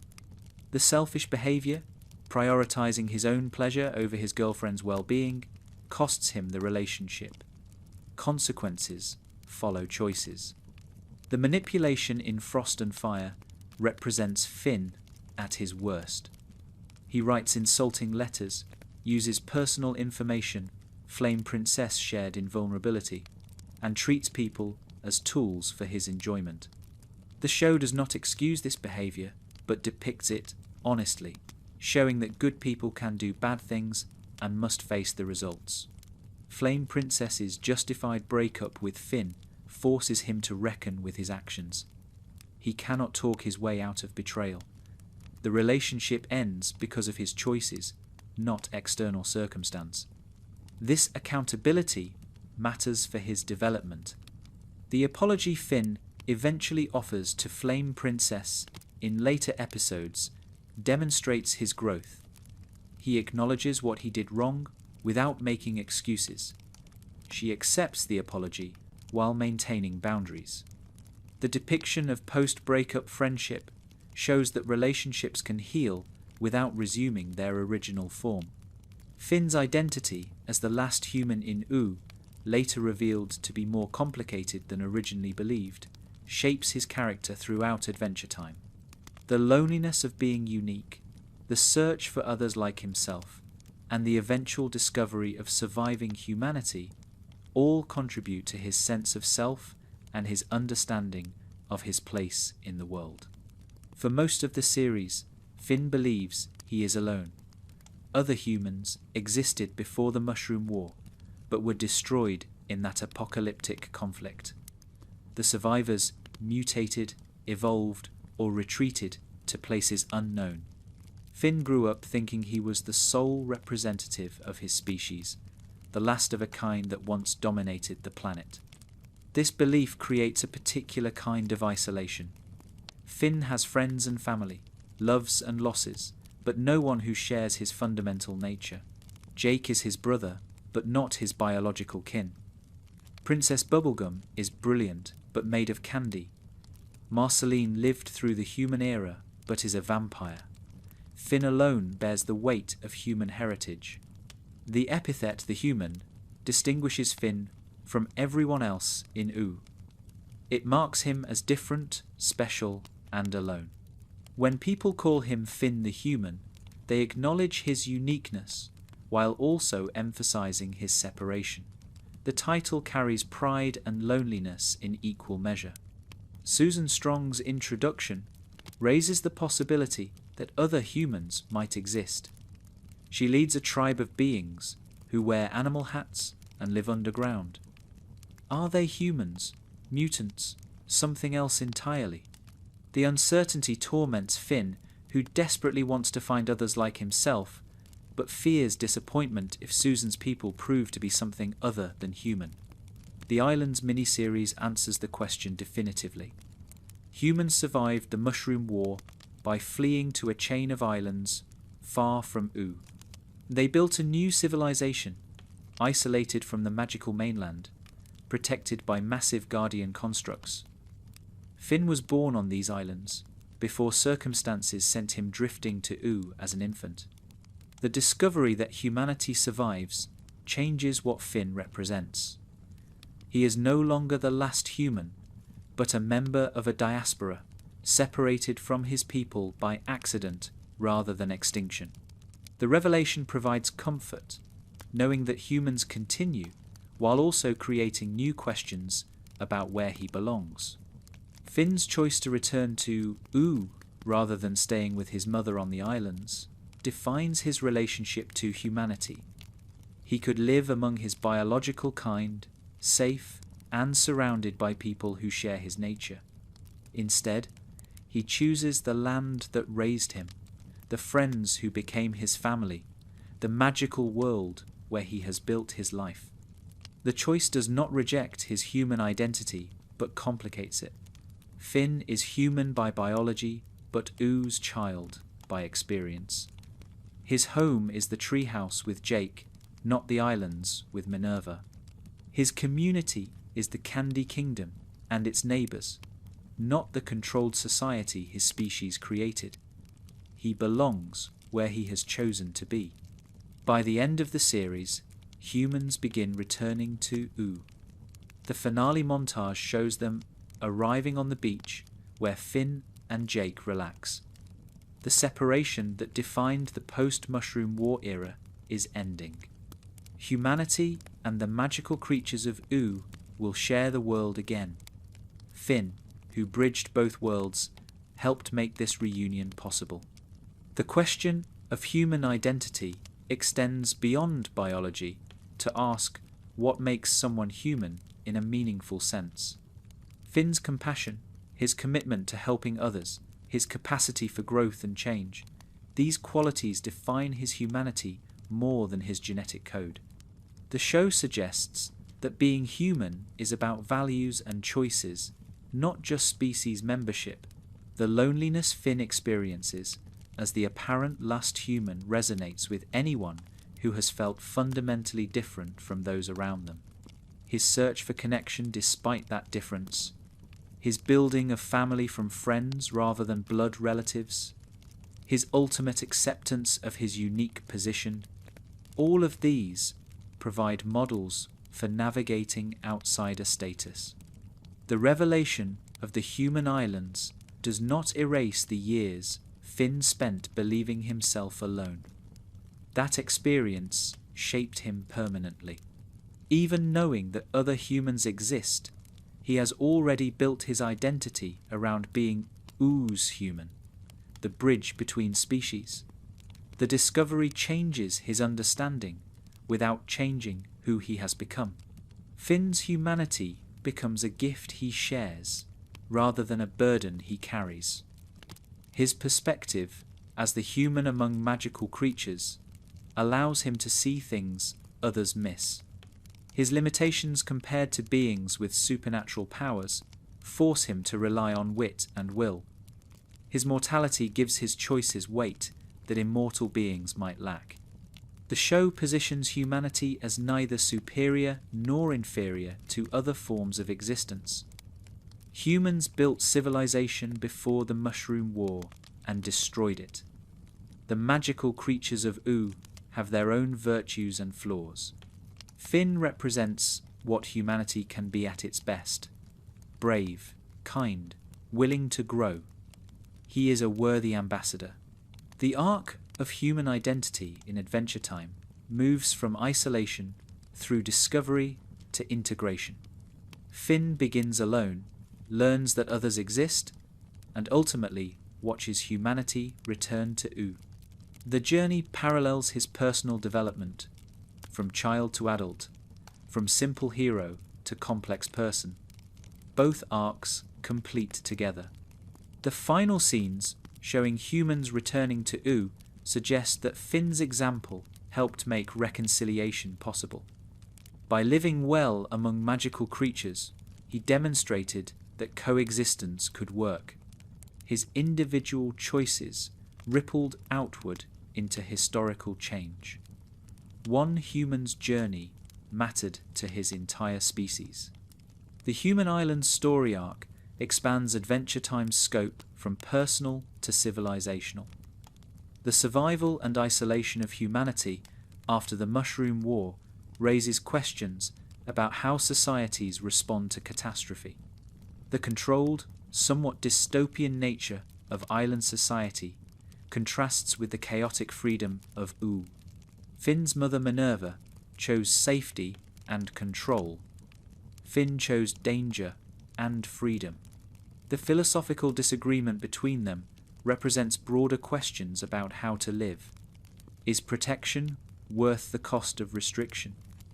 Is adventure worth its risks? Finn answers these questions through his choices rather than his words. The humans who eventually return to Oo will bring their own culture and history back to the mainland. The world that emerges from this reunification will be different from either the controlled islands or the magical chaos that preceded their return. Finn, positioned between both worlds, may help shape what comes next. The arc from last human to human among many humans gives Finn's story a satisfying completeness. He began unique and ended as part of something larger. The loneliness that defined his early identity transforms into connection. The isolation becomes community. The one becomes many. The epithet Finn the Human carries different weight at different points in the series. Early on, it distinguishes him with pride and isolation. Later, after meeting the island humans, it becomes simply descriptive rather than exceptional. By the end, when other humans walk the beaches of Oo, the epithet loses its distinguishing power entirely. Finn's interactions with Susan Strong explore the complexity of human identity in Oo. Susan's ambiguous status, potentially human but wearing the hat of the humans, mirrors Finn's own uncertainty about what being human means. Their connection comes from shared outsider status before shared species is confirmed. The show ultimately suggests that Finn's humanity matters less than his character. He would be the same hero whether humans were common or extinct. His values, his courage, his capacity for growth, these define him more than his species membership. Being the last human was circumstance. Being a good person was choice. The way other characters relate to Finn's humanity varies widely. Some see him as exotic, a relic of a lost species. Others simply accept him as their friend without dwelling on his uniqueness. Lady Rainicorn's parents initially want to eat him because they believe humans are food. The range of reactions reflects the complexity of Oo's post-apocalyptic society. The arsenal of swords Finn wields throughout Adventure Time tells the story of his growth as both warrior and person. Each blade carries significance beyond its combat utility, representing different stages of his development and different aspects of his character. The progression from simple golden sword to cursed grass blade to sword containing an alternate version of himself mirrors his journey from innocent boy to complex young man. The golden sword, also known as Scarlet, serves as Finn's primary weapon through the first season and into the second. This simple blade represents his early heroic identity, a straightforward tool for a straightforward warrior. The sword is bright and gleaming, reflecting the uncomplicated morality of early Adventure Time, where good and evil were clearly defined and a sharp blade could solve most problems. The loss of the golden sword comes in the episode The Real You, when it becomes four-dimensional after passing through the bubble creator. Finn must throw the transformed weapon into a black hole to prevent catastrophe. The loss of his first sword marks a transition point, the end of his simplest era as a hero. He can no longer rely on the blade that served him through his earliest adventures. The root sword, found on the mystery train, serves as a transitional weapon. Its organic appearance, formed from what looks like twisted wood or root material, hints at the nature-connected swords that will follow. The root sword carries Finn through the middle of Season 2 and most of Season 3, a reliable companion during his adolescent development. The demon blood sword represents Finn's inheritance and family legacy. Joshua, Jake's father and Finn's adoptive father, created this weapon by capturing the demon Keoth and forging a blade from his blood. The sword was the prize at the end of a dungeon, Joshua built specifically for his sons to explore. Finding this weapon connects Finn to his adopted family's history. The creation story of the demon blood sword reveals Joshua's nature as an adventurer and monster hunter. He trapped Keoth using holy water that he had been drinking, infusing his own blood with properties dangerous to demons. The craftsmanship and planning required to create such a weapon demonstrates the legacy Finn inherited from his adoptive father. The demon blood sword proves incredibly durable, capable of withstanding fire, energy beams, and tremendous physical stress. Its Celtic crossguard creates an ironic visual, a holy symbol formed from demon blood. The contradiction mirrors the complexity of morality that Adventure Time would increasingly explore as the show matured. Finn breaks the demon blood sword in the episode Playdate, sacrificing the weapon to free Keoth's blood and save Ice King and Abracadabra. The choice to destroy his family sword to protect others demonstrates his growth as a hero. He values people over possessions, even possessions with deep sentimental significance. The grass sword enters Finn's life in the episode Blade of Grass, purchased from the grassy wizard for the absurdly low price of $3. The curse attached to the sword should have warned Finn away, but his need for a weapon after losing the demon blood sword overrides caution. The grass sword would prove to be his most consequential weapon. The curse of the grass sword binds it permanently to Finn. The blade wraps around his wrist, becoming part of his body rather than merely a tool he carries. When he sleeps, the sword remains. When he tries to remove it, it returns. The weapon has chosen him, whether he wants it or not. The grass sword's living nature sets it apart from all previous weapons. Made of tough, sentient grass, the blade can extend, retract, and act independently. It protects Finn even when he is unconscious or unaware of danger.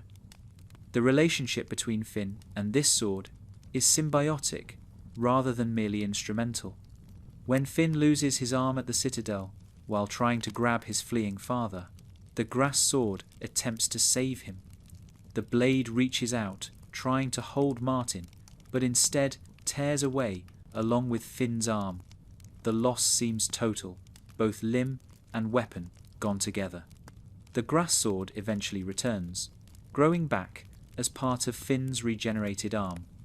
A thorn in his palm contains the blade's essence, which can burst through his skin when needed. The weapon has become literally part of his body, inseparable from his physical form. The Finn sword represents the strangest weapon in Finn's collection because it contains an alternate version of himself. Created when Finn sacrifices an alternate timeline version of himself in the episode Is That You?, the sword literally has a tiny Finn living inside it. The weapon is Finn in a very real sense. The relationship between Finn and the Finn sword raises philosophical questions about identity and selfhood. Is the Finn inside the sword the same person as the Finn wielding it? Do they share responsibility for each other's actions? The weapon forces consideration of what makes someone who they are. When the grass sword accidentally touches the Finn sword in the episode Reboot, the two weapons merge to create Fern, a grass humanoid with Finn's memories and personality. The creation of Fern from Finn's swords demonstrates how his weapons have become extensions of himself, literally in this case. The Night Sword, which Finn acquires later in the series, adds yet another dimension to his arsenal. This blade works particularly well in darkness and carries its own mystical properties. The sword survives into the far future shown in the finale, eventually being wielded by Sweet Pea. The Finn sword also survives into the future, passed down to Shermie, who appears to be a future incarnation of Finn himself. The cyclical nature of Finn's existence extends to his weapons, which continue serving heroes long after his original lifetime ends. Each sword loss and acquisition corresponds to emotional and narrative transitions in Finn's life. The pattern suggests that weapons in Adventure Time function as physical manifestations of character development. What Finn wields reflects who Finn is at that moment in his journey. The visual design of Finn's swords contributes to the show's distinctive aesthetic. The Golden Sword's simple geometry matches the early season's simpler storytelling. The Demon Blood Sword's ornate crossguard reflects the increasing complexity of the mythology. The Grass Sword's organic, living form represents the show's embrace of the strange and unpredictable. Combat in Adventure Time rarely focuses on technical swordsmanship. Finn fights with enthusiasm and aggression rather than precision. His style reflects his personality, direct, energetic, and unconcerned with elegance. The swords are extensions of his will rather than tools requiring mastery.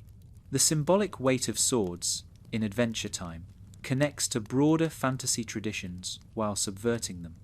Finn inherits a sword from his father, like any fantasy hero, but the inheritance comes from his adoptive father, and the sword was made from demon blood. The tropes are present, but twisted.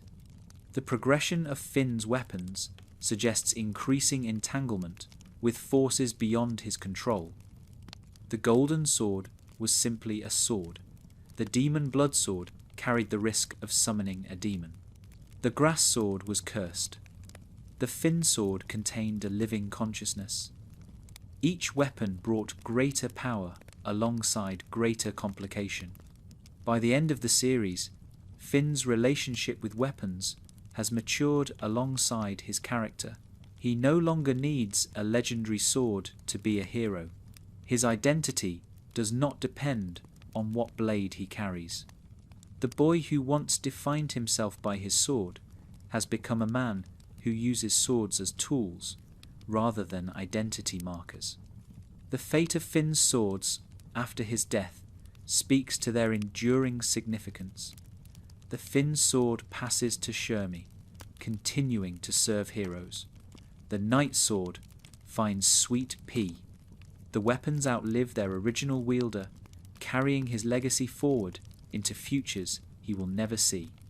The concept of alternate versions of Finn pervades Adventure Time, exploring how different circumstances might shape the same essential person differently. Farm World Finn, Pillow World Finn, and the various past lives revealed throughout the series all ask what makes Finn himself and whether identity persists across radically different contexts. Farm World Finn exists in a timeline where the mushroom bomb never detonated because Simon Petrikov sacrificed himself to freeze it. Without the apocalypse that created Ooh, this version of Finn lives as a farmer in a relatively normal world. His mechanical arm, damaged in accidents rather than cosmic catastrophe, marks him as different from the Finn we know. The Farm World timeline shows how circumstances shape heroism. Without monsters to fight and princesses to rescue, Farm World Finn becomes a simple farmer rather than an adventurer. His courage still exists, as demonstrated when he dons the Ice Crown to protect his family from the Destiny Gang, but it manifests in different forms. When Farm World Finn puts on the Ice Crown, he undergoes the same corruption that transformed Simon Petrikov into the Ice King. The crown's whispers drive him toward madness, the desire to freeze everything, the megalomania that accompanies its power. The scene demonstrates that the crown's curse operates regardless of the wearer's original personality. The parallel between Simon and Farm World Finn reinforces the tragedy of the Ice King's origin. A good person, trying to protect those they love, becomes a monster through the crown's influence. The same fate awaits anyone who wears it, regardless of their intentions. Heroism provides no immunity to magical corruption. Pillow World Finn represents an entirely different kind of alternate existence. In the episode Pahoy, Finn enters a dimension made entirely of pillows and lives an entire lifetime there. He grows old, marries a pillow person named Rose Linen, has children named Jay and Bonnie, and eventually dies as an elderly man. The experience in Pillow World raises questions about what counts as real. Finn lives decades of subjective time, building relationships and creating a family. When he dies in Pillow World and wakes up in Ooh, having aged not at all, were those experiences real? Did Pillow World Finn exist as a separate person? The names Finn gives his Pillow World children, Jay and Bonnie, recur in other contexts. His Farm World children bear the same names. The repetition suggests something essential about Finn that persists across different versions of his existence. Certain choices, certain preferences remain constant. Finn's past lives, revealed primarily in the episode The Vault, extend his existence back through centuries and across multiple forms of consciousness. He was once Shoko, a green-skinned mercenary who befriended and then betrayed Princess Bubblegum. He was a butterfly. He was a blob of pink matter in another dimension. He was the blue catalyst comet itself. The catalyst comet represents the deepest layer of Finn's identity. This cosmic entity crashes into Earth every 1,000 years, heralding major change. The comet is considered pure good, the counterbalance to the Lich's pure evil.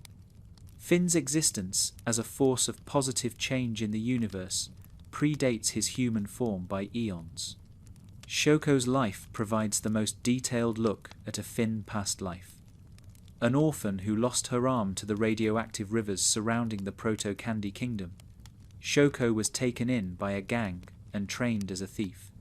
She befriended Princess Bubblegum genuinely, but ultimately betrayed her to steal a powerful amulet. The ghost that haunted Finn in earlier episodes turns out to be Shoko, seeking to return the amulet she stole and find peace. By acknowledging his past life and returning what Shoko took, Finn helps her spirit rest. The past and present connect through the continuity of his soul. The recurring motif of arm loss across Finn's various incarnations deserves attention. Shoko lost her arm. Farm World Finn has a mechanical arm. Pillow World Finn has a prosthetic. The main timeline, Finn loses and regains his arm multiple times. The pattern suggests something fated about this particular physical characteristic. Whether the arm loss represents karma, symbolic sacrifice, or simple narrative rhyme remains ambiguous. Adventure Time does not explain why this detail recurs, allowing viewers to develop their own interpretations. The ambiguity is deliberate, part of the show's approach to mythology. The future incarnation Shermie, glimpsed in the finale, appears to continue Finn's cycle of reincarnation. This cat-like creature wears an orange shirt reminiscent of Finn's blue one and adventures with Beth, a descendant of Jake. The cycle of heroism continues beyond any individual lifetime. Fern exists as a different kind of alternate Finn, created from the merger of the grass sword and Finn sword, rather than through reincarnation or alternate timelines. Fern has Finn's memories, but develops into his own person, struggling with questions of whether he is the real Finn or merely a copy. The conflict between Finn and Fern explores themes of identity and legitimacy. Fern feels like an imposter in his own existence, knowing that another version of him lives the life he remembers as his own. The psychological torment of this situation drives much of Fern's arc. Fern's death in the finale and subsequent transformation into a seed closes his arc while opening new possibilities. Finn plants the seed, which grows into a new tree containing a grass sword. The cycle continues, transformation leading to new forms of existence. The multiverse of Adventure Time allows the show to explore counterfactual scenarios that illuminate the main timeline. By contrast, what would Finn be without magic, without the apocalypse, without Jake? Each alternate version answers these questions while remaining recognizably Finn. The theme of reincarnation suggests that heroism is not learned but inherent. Finn's soul has been doing good across countless lifetimes, in countless forms.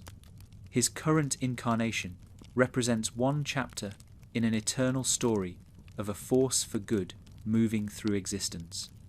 The future shown in the finale, with Shermie and Beth adventuring through a transformed Ooh, confirms that Finn's story does not end with his death.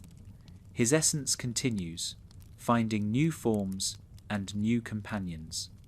The adventure truly is timeless. The various alternate Finns create opportunities for the show to examine identity from multiple angles. If Farmworld Finn becomes evil when wearing the crown, does that reflect something about the main Finn? If Shoko betrayed someone she loved, might Finn do the same? the alternates raise uncomfortable possibilities. Ultimately, the multiplicity of Finns suggests that identity is both essential and malleable. Certain core traits persist across all versions: courage, loyalty, the desire to do right. But circumstances shape how those traits manifest. The same essential goodness can become heroism in one context and tragedy in another. The arm loss that appears across nearly every version of Finn creates visual continuity between otherwise disparate incarnations. The detail connects them all, suggesting that some aspects of Finn's existence are fixed regardless of how the rest of his life unfolds. The arm is fated. The exploration of alternate Finns enriches the main character by showing what he might have been. Every choice Finn makes gains weight when we have seen the alternatives. His path to heroism is not inevitable but chosen, distinguished from the paths his other selves have walked. The visual design of alternate Finns often includes subtle differences that reflect their circumstances. Farmworld Finn's nose is more prominent, his eyes more detailed, reflecting a world without cartoon radiation. These design choices reinforce that the alternates are similar but not identical to the Finn we know. Finn the human exists not only within Adventure Time, but across a growing media empire that includes video games, comics, and crossover appearances in fighting games. These extensions of his character allow fans to engage with him in different contexts while introducing him to audiences who may never watch the original series. The first Adventure Time video game, Hey Ice King, Why'd You Steal Our Garbage?, released in 2012 for Nintendo DS and 3DS. Series creator Pendleton Ward wrote the story, ensuring that the game captured the show's distinctive voice. Finn and Jake wake up to find their garbage stolen by the Ice King, who uses it to construct a garbage princess. The gameplay of Hey Ice King borrows heavily from classic adventure games, particularly Zelda 2, The Adventure of Link. Players control Finn directly, using punch attacks, sword strikes, and Jake's magical stretchy powers to navigate the world. The reference to older games fits Adventure Time's aesthetic of combining modern sensibilities with nostalgic elements. Adventure Time: Explore the Dungeon, Because I Don't Know, released in 2013 as a dungeon crawler for major consoles. Princess Bubblegum sends various characters, including Finn, to explore a dungeon beneath Oo where prisoners have been escaping. The game expanded the playable roster beyond just Finn and Jake. The Secret of the Nameless Kingdom, released in 2014, offered a Zelda-inspired adventure with top-down gameplay. Finn and Jake explore a new kingdom with 3 princesses who need rescuing, solving puzzles, and fighting enemies in a style familiar to fans of classic action-adventure games. Finn and Jake Investigations, released in 2015, took a different approach by focusing on mystery solving. The game features Finn and Jake following in the footsteps of Joshua, who ran an investigations business before his death. The narrative-driven gameplay allowed for more character development than earlier titles. Pirates of the Enchiridion, released in 2018 during the show's final season, represents the most ambitious Adventure Time game. An open-world adventure with turn-based combat, the game allows players to sail around a flooded Oo, discovering why the land has been submerged. Finn, Jake, Marceline, and Bimo serve as playable characters. The fighting game Brawlhalla added Finn, Jake, and Princess Bubblegum as epic crossover characters in 2019. These alternate skins for existing fighters include unique animations, sound effects, and signature moves inspired by Adventure Time. Finn mirrors the abilities of the fighter Jala, using sword and axe weapons. Multiverses, the Warner Bros. Crossover fighting game, includes Finn as a playable assassin-class character. Voiced by Jeremy Shader, reprising his role, Multiverses Finn uses his golden sword Scarlet and various abilities inspired by the show. His default appearance matches his look from the first 8 seasons of Adventure Time. The inclusion of Finn in fighting games extends his reach to gaming audiences who may be unfamiliar with the original show.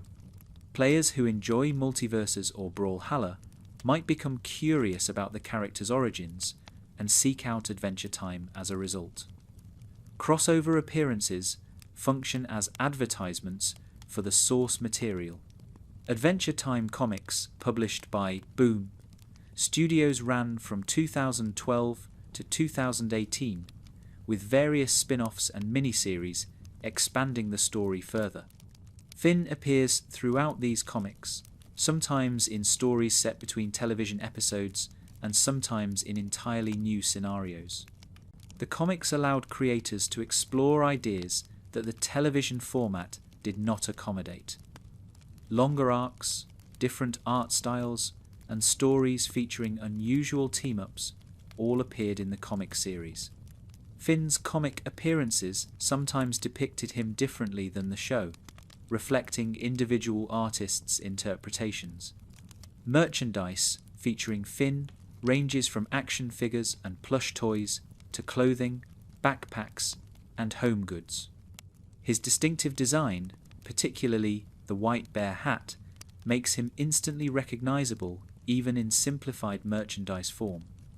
The character's visual simplicity aids in translation to various product formats. The Finn and Jake balloon in the Macy's Thanksgiving Day Parade represents the character's penetration into mainstream American culture. Appearing alongside balloons of other iconic characters, the Adventure Time float demonstrated the show's cultural significance beyond its core audience. Mobile games featuring Finn include Card Wars, based on the in-universe card game that appears in the show, and various other titles. These games often use simplified versions of the characters designed for touchscreen play, while maintaining the humour and style of the original series. The transmedia presence of Finn extends his cultural lifespan beyond the original series. Even as Adventure Time ended its television run, the character continues appearing in new games, merchandise, and crossover content. The franchise keeps Finn relevant to new audiences, discovering him years after the show premiered. The consistency of Finn's characterization across different media demonstrates the strength of his core concept. Whether in a turn-based RPG, a fighting game, or a comic book, Finn remains recognizable, brave, enthusiastic, slightly reckless, deeply loyal. The character translates because his essential traits are clear. Voice actor Jeremy Shader has continued providing Finn's voice across various media appearances, maintaining continuity for fans who recognize the character's sound. The familiar voice grounds even unfamiliar contexts, making crossover appearances feel connected to the original show. The different gameplay mechanics of various Adventure Time games reflect different aspects of Finn's character. Action games emphasize his combat prowess. Investigation games highlight his curiosity. RPGs allow his growth and progression. Each format finds something in Finn worth exploring. The economic dimension of Finn's media presence cannot be ignored. The character generates revenue through merchandise, game sales, and licensing fees. This commercial viability ensures continued investment in Adventure Time content. Finn's appeal translates into business value. The accessibility of Finn across different price points and platforms democratizes engagement with the character. A child who cannot afford the video games might have a Finn backpack. A teenager who does not watch Cartoon Network might encounter him in Multiverses. multiple entry points exist for different audiences. Future media appearances will likely continue as long as the Adventure Time brand retains value. The character's design is simple enough to adapt, his personality consistent enough to write for, and his appeal broad enough to justify investment. Finn will probably appear in contexts we cannot yet predict. The quality control across Adventure Time media varies, with some games and comics receiving more attention than others. But even lesser entries maintain core aspects of Finn's character, ensuring that audiences encountering him through any medium get some sense of who he is. The relationship between the show and its extended media remains reciprocal. The show provides characters and mythology for games and comics to explore. Those games and comics keep audiences engaged between television seasons. The ecosystem sustains itself through mutual support. The challenge of adapting an animated character to interactive media lies in preserving what makes them appealing while giving players agency. Adventure Time games solve this by focusing on Finn's enthusiasm and bravery, qualities that translate naturally to gameplay mechanics of exploration and combat. The best games capture not just his actions, but his spirit. The influence of Finn the human extends far beyond Adventure Time itself, shaping a generation of animated protagonists and helping establish new possibilities for what children's animation could explore. His character arc demonstrated that shows aimed at young audiences could tackle complex emotional themes without losing their sense of fun and adventure. Adventure Time premiered in 2010 at a moment when children's animation was ready for something different. The preceding decade had seen successful cartoons, but few that combined the surreal humor, emotional depth, and serialized storytelling that Adventure Time would pioneer. Finn stood at the center of this new approach. The show's willingness to age Finn alongside his voice actor created a character whose development felt organic rather than imposed. Jeremy Shader's voice changed during production, and rather than recasting or ignoring the change, the show embraced it. Finn grew up because his actor was growing up, and the stories matured accordingly. Rebecca Sugar, who worked as a storyboard artist and songwriter on Adventure Time, went on to create Steven Universe. Her show took the emotional exploration Adventure Time pioneered and focused it even more intensely on themes of identity, relationships, and trauma. Steven Universe became one of the most acclaimed animated series of the decade. The connection between Adventure Time and Steven Universe is direct and acknowledged. Sugar has spoken about how her time on the earlier show influenced her approach to the later one. The DNA of Finn's character arc, the coming-of-age story with fantastical trappings, runs through Steven's journey as well. Patrick McHale, who worked extensively on Adventure Time's early seasons, created Over the Garden Wall, a mini-series that shares Adventure Time's blend of whimsy and darkness. The influence is visible in the show's willingness to explore mortality and loss alongside its fairy tale adventure narrative. Ian Jones Quartey, another Adventure Time veteran, created OKKO, Let's Be Heroes. The show's protagonist shares Finn's enthusiasm for heroism, and similarly grows and develops over the course of the series. The lineage from Adventure Time to OKKO demonstrates how the earlier show trained a generation of creators. The pattern repeats across multiple shows and creators. Skylar Page created Clarence, Julia Pott created Summer Camp Island, and various other Adventure Time alumni went on to develop their own series. The show functioned as a training ground for talent that would shape animation for years to come. Beyond specific creators, Adventure Time demonstrated to networks that serialized storytelling could work in children's animation. The show built mythology gradually, rewarding attentive viewers while remaining accessible to casual ones. This approach influenced how subsequent shows were developed and marketed. Gravity Falls, though created by Alex Hirsch rather than an Adventure Time alumnus, reflects the same era of animation and similar sensibilities. The willingness to build mystery and develop characters over time, rather than resetting to status quo each episode, became standard practice for ambitious animated series. The representation of emotional struggles in children's animation changed partly because of Finn. His depression after losing his arm and discovering his father's nature, his unhealthy coping mechanisms, his gradual maturation, all of these elements normalized the depiction of mental health struggles in programming for young audiences. Finn's journey from naive child to wise young adult provided a template for subsequent coming-of-age narratives in animation.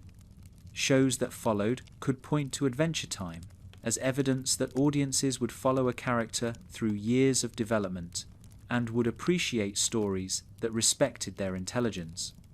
The show's cancellation came not from failure, but from the particular circumstances of its audience demographics. Adventure Time attracted older viewers while losing some of its younger audience, creating a mismatch with Cartoon Network's advertising model. The show's quality remained high throughout its run. The continuation of Adventure Time through Distant Lands specials and the Fiona and Cake spin-off demonstrates ongoing interest in the franchise.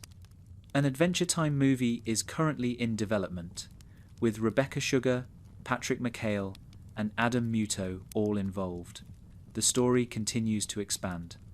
Finn's legacy includes not just the shows influenced by Adventure Time, but the broader cultural acceptance of animation as a medium capable of depth and complexity. The show helped move mainstream perception of cartoons away from purely juvenile entertainment toward recognition of animation's artistic potential. The character's endurance across more than a decade of content, from the original series through spin-offs and beyond, suggests that Finn the Human has become a permanent part of animated storytelling's canon. Future generations will discover him just as current viewers discovered earlier animated heroes. The specific lessons Adventure Time taught through Finn resonate beyond the show itself. The importance of processing emotions rather than repressing them. The value of found family alongside biological connections. The possibility of growth and change at any age. These themes work because they are universal. Finn's flaws make him relatable in ways that perfect heroes cannot match.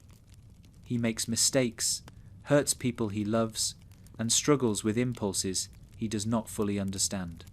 His heroism is not effortless, but earned through work and failure. Real audiences see themselves in his imperfections. The international reach of Adventure Time spread Finn's influence globally. The show aired in numerous countries, dubbed into many languages, reaching audiences far beyond its American origin. Finn became a worldwide character, meaningful to viewers across cultural boundaries. The academic attention Adventure Time has received validates its cultural significance. Scholars have written about the show's approach to gender, trauma, post-apocalyptic narratives, and serialized storytelling. Finn appears in these analyses as a case study in character development and children's media. The nostalgia cycle will eventually bring Adventure Time back to prominence for audiences who watched it as children. Those viewers will share the show with their own children, introducing new generations to Finn's adventures. The cycle of discovery and rediscovery sustains cultural artifacts across decades. Finn the Human represents something specific about the era in which Adventure Time emerged. The combination of sincerity and irony, emotion and absurdity, serialization and accessibility, all of these elements marked a particular moment in animation history. Finn embodies that moment while transcending it. The adventure continues. New content expands the universe. New audiences discover the original series. New creators cite Adventure Time as influence on their own work. Finn the Human's legacy grows not by remaining static, but by inspiring ongoing creativity. Mathematical. The word mathematical, Finn's signature exclamation, has entered the vocabulary of a generation. The catchphrase distills his character into a single word: enthusiasm, geekiness, the joy of discovery. People who use the word signal their familiarity with Adventure Time and their affection for its protagonist. In the end, Finn the Human represents the best of what animated characters can be. He is funny without being shallow, emotional without being maudlin, heroic without being boring. He grows and changes across his series while remaining fundamentally himself. He matters to the people who watched him grow up because growing up alongside him felt meaningful. The facts about Finn could fill many more pages than these. His story is rich enough to reward endless analysis. But what matters most is not the trivia, but the feeling. Finn makes people feel like adventure is possible, like growth is achievable, like friendship can transcend any boundary. That feeling is his true legacy. The series finale of Adventure Time, titled Come Along With Me, aired on September 3rd, 2018, bringing 8 years of storytelling to a conclusion that honoured both the show's whimsy and its emotional depth. Finn's journey through this finale encapsulates everything the character represented across the series: bravery, growth, the willingness to seek peaceful solutions, and the acceptance that some problems require sacrifice to solve. The finale frames itself through a storytelling device set 1,000 years in the future. Two new adventurers, Beth and Shermie, discover Finn's mechanical arm and seek out Bimo, now King of Oo, to learn about the legendary heroes of old. This framing device accomplishes several things at once. It confirms that Finn's legacy endures across centuries. It introduces characters who seem to be future incarnations of Jake and Finn respectively. And it allows the audience to experience the finale's events as epic history rather than merely the end of a television show. The central conflict of the finale involves the Gum War, a brewing conflict between Princess Bubblegum's Candy Kingdom and her uncle Gumbald's rival nation of Gumbaldia. Finn, characteristically, seeks to prevent the war rather than simply win it. His plan involves using a nightmare potion to bring Bubblegum and Gumbald together in a shared dream space where they might resolve their differences without violence. The dream sequence that follows allows Finn to confront aspects of himself alongside the external conflict. When he encounters Fern, his grass doppelganger and sometimes antagonist, within the dream, they must face the vault of Finn's repressed memories together. The resolution of their conflict, the acknowledgement that they are two sides of the same coin, demonstrates Finn's matured understanding of himself. The Gum War itself is prevented not through combat, but through an accident when Aunt Lolly trips Gumbald as he prepares to betray Bubblegum's peace offering. Gumbald falls into his own dum-dum solution and reverts to his candy form, Punch Bowl. The resolution is anticlimactic in the best sense, suggesting that many conflicts end not through grand victories, but through small moments and the recognition that fighting was never necessary. However, the true threat of the finale has nothing to do with the Gum War. Betty Grove, Simon's fiancée from before the Mushroom War, has been working toward a plan to harness the power of gold, a cosmic entity embodying chaos and discord. Her goal is to save Simon from the curse of the Ice Crown. When she and King Man succeed in summoning Golb, the creature's arrival overshadows all other concerns. Golb represents something unprecedented in Adventure Time's mythology, a threat that cannot be punched, outsmarted, or negotiated with. The entity is chaos itself, and its breath transforms candy people into monstrous creatures. Its presence threatens not just Ooh, but the fabric of reality itself. Finn, Betty, and Ice King are swallowed by Golb during the battle. Inside the entity's stomach, its digestive process begins breaking them down to their essential forms. This has a transformative effect. Ice King is separated from the crown's corruption and reverts to Simon Petrikov. Betty loses her wizard powers and returns to her human self. For a brief moment, Simon and Betty are reunited as the people they were before everything went wrong. The solution to Golb comes through music and sacrifice. Bubblegum realizes that Golb's nature as discord makes it vulnerable to harmony. Bemo's singing of Time Adventure, a song written by Rebecca Sugar for the finale, creates a resonance that weakens Golb and opens an escape route from its stomach. Betty's choice in that moment defines the finale's emotional climax. She uses the Ice Crown, restored to its original wish-granting form by Golb's digestion, to make a wish. Her wish is not to destroy Golb, which proves impossible, but to keep Simon safe. The result merges Betty with Golb itself, creating a new entity that consciously chooses to leave Ooh through a portal. Simon watches the woman he loves sacrifice her existence to save him. Marceline comforts him as he mourns. The tragedy of their relationship, centuries in the making, finds its conclusion not in reunion, but in final separation. Betty's love for Simon was so complete that she would rather become part of a chaos god than see him harmed. The aftermath of Golb's departure includes several significant changes. Gunter claims the Ice Crown and transforms not into Orgalorg, but into Ice Thing, fulfilling his wish to be like Ice King. The treehouse, home to Finn and Jake throughout the series, has been destroyed in the battle. Fern dies in Finn's arms, leaving behind a seed that Finn promises to plant. The finale's epilogue montage, set to the music hall's rendition of the show's theme song, provides closure for numerous characters. Simon visits Prismo and appears to attempt wishing Betty back, but the wish fails just as King Man's earlier wish for Margles failed. Princess Bubblegum and Marceline kiss, confirming their romantic relationship after seasons of hints and subtext.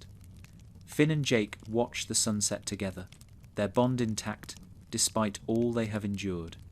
When Finn and Jake plant Fern's seed in the ruins of the treehouse, a massive new tree sprouts instantly, with the Finn sword embedded in its top. The image suggests renewal. From death comes new life, from destruction comes new growth. The cycle continues. The finale's final moments return to Beth and Shermie in the distant future. They climb the giant tree, now ancient and enormous, and find the Finn sword at its top. The image mirrors the opening of the pilot episode, with new heroes in a transformed world, beginning their own adventure. The sword glows as Shermie says his characteristic exclamation, and the series ends. Come Along With Me earned widespread critical acclaim for its handling of the show's complex mythology while maintaining emotional resonance. The finale trusted its audience to understand the significance of moments without excessive explanation. It honoured the show's history while pointing toward an eternal future of adventure. The finale's use of music deserves particular attention. Rebecca Sugar, who had left the show to create Steven Universe, returned to write Time Adventure specifically for this episode. The song becomes the weapon that defeats Golb, reinforcing Adventure Time's consistent theme that creativity and harmony triumph over violence and discord. The visual design of the finale pushed the show's animation to new heights. Science Saru, the Japanese animation studio founded by Masaaki Yuasa, created a unique title sequence specifically for Come Along With Me.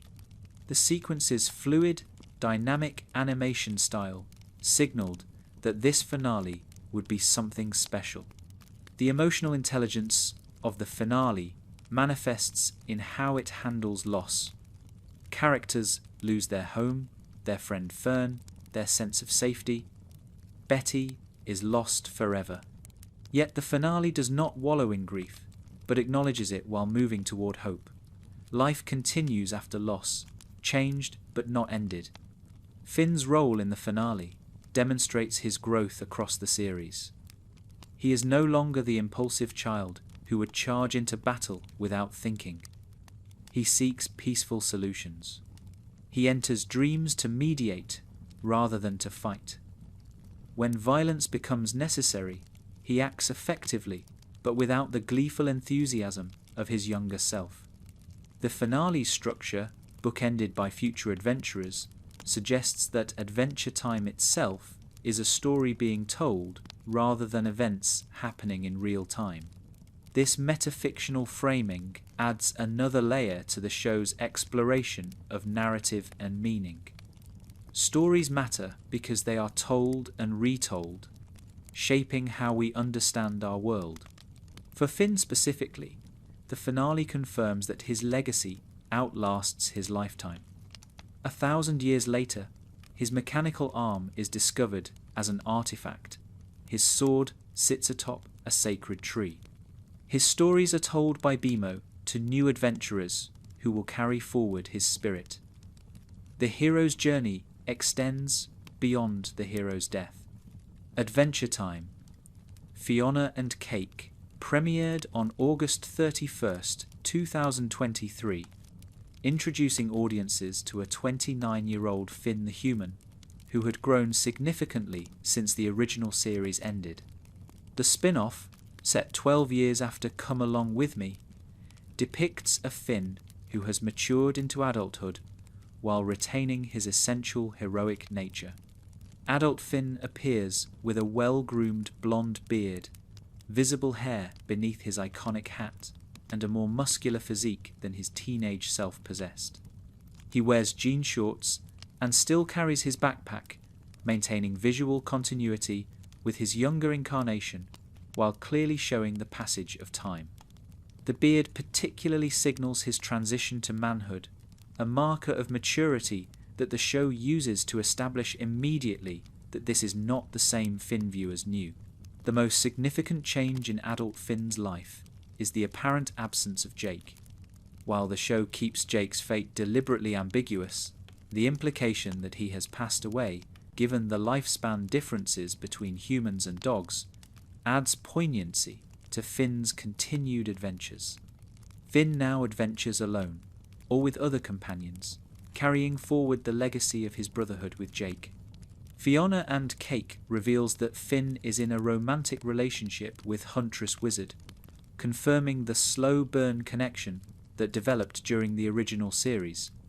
This relationship represents Finn's emotional maturity, his ability to maintain a partnership with someone who shares his wild nature, rather than pursuing unavailable princesses or rushing into unsuitable connections. The spin-off centers primarily on Fiona Campbell and her cat Cake, gender-swapped versions of Finn and Jake, who were revealed to be real beings created by Prismo and hidden inside Simon Petrikov's mind.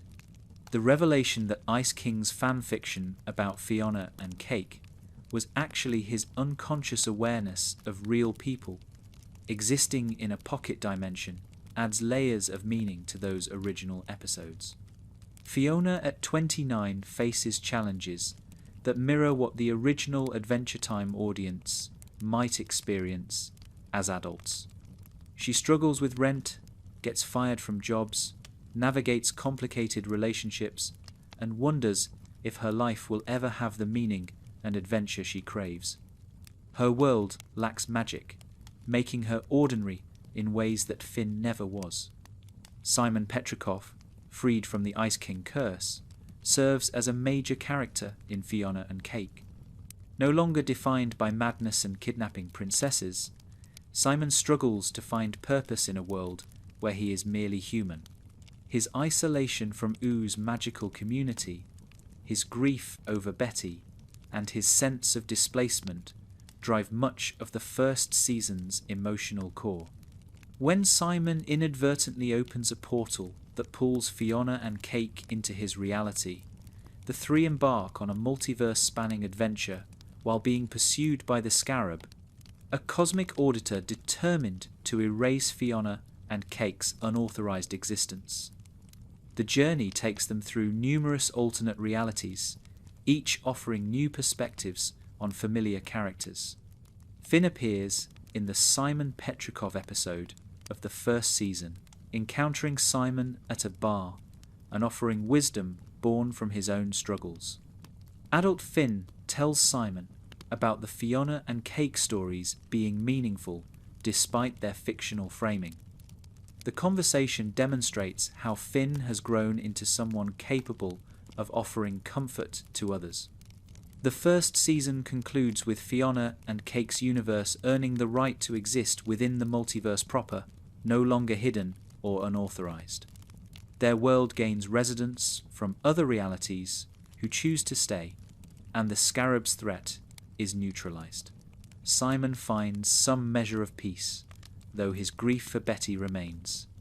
Season 2 of Fiona and Cake, which premiered on October 23rd, 2025, significantly expands Finn's role.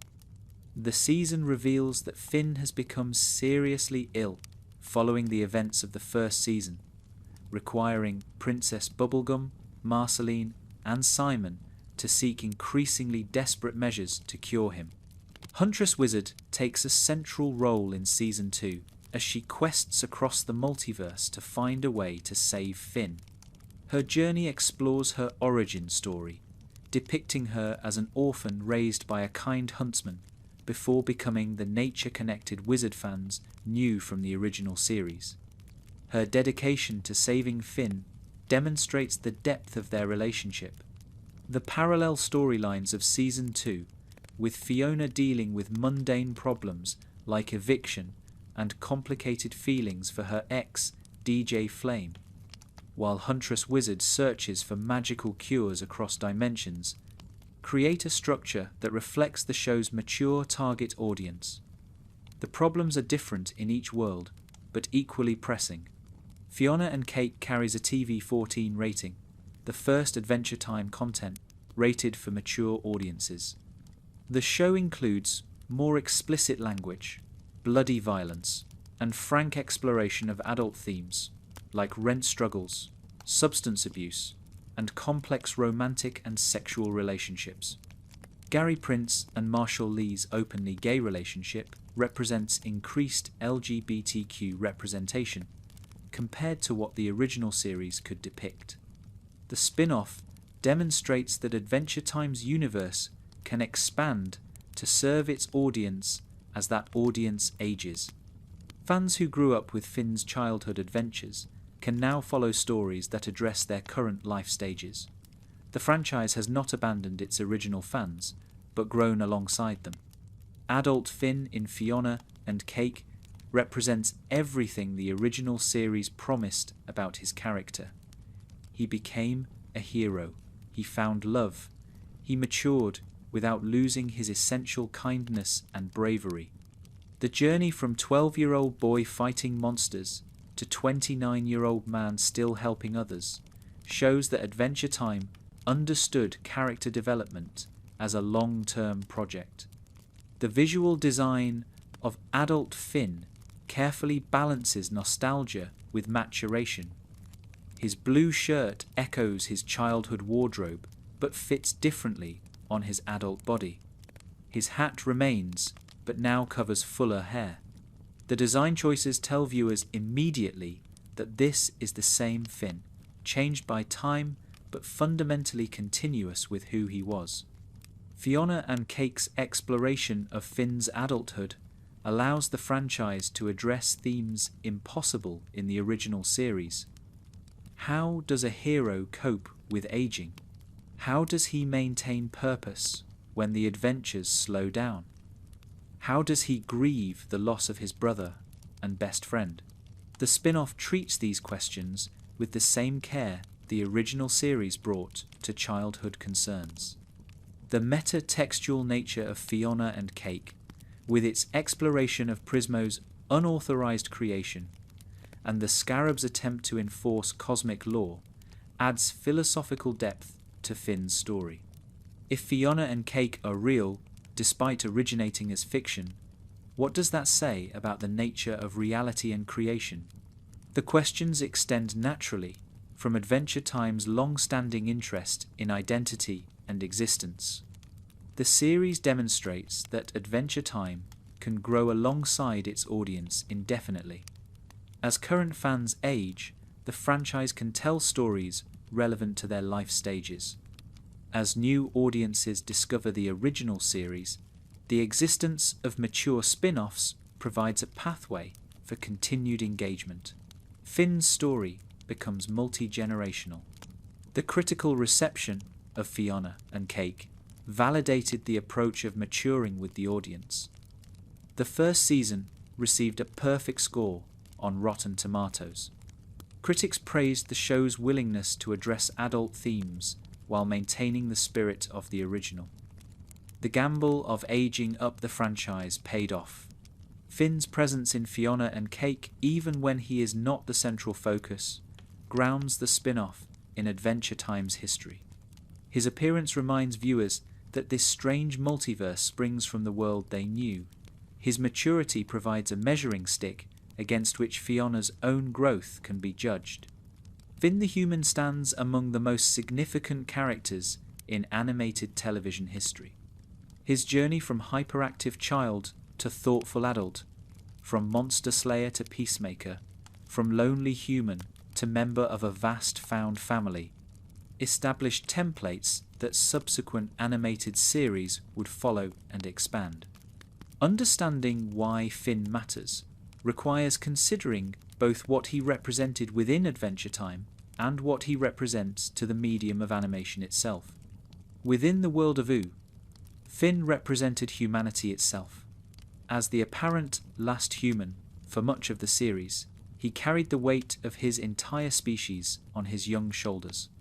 His epithet, the human, marked him as unique among Oo's magical and candy and elemental inhabitants. Yet the show consistently demonstrated that Finn's humanity was neither superior nor inferior to other forms of existence.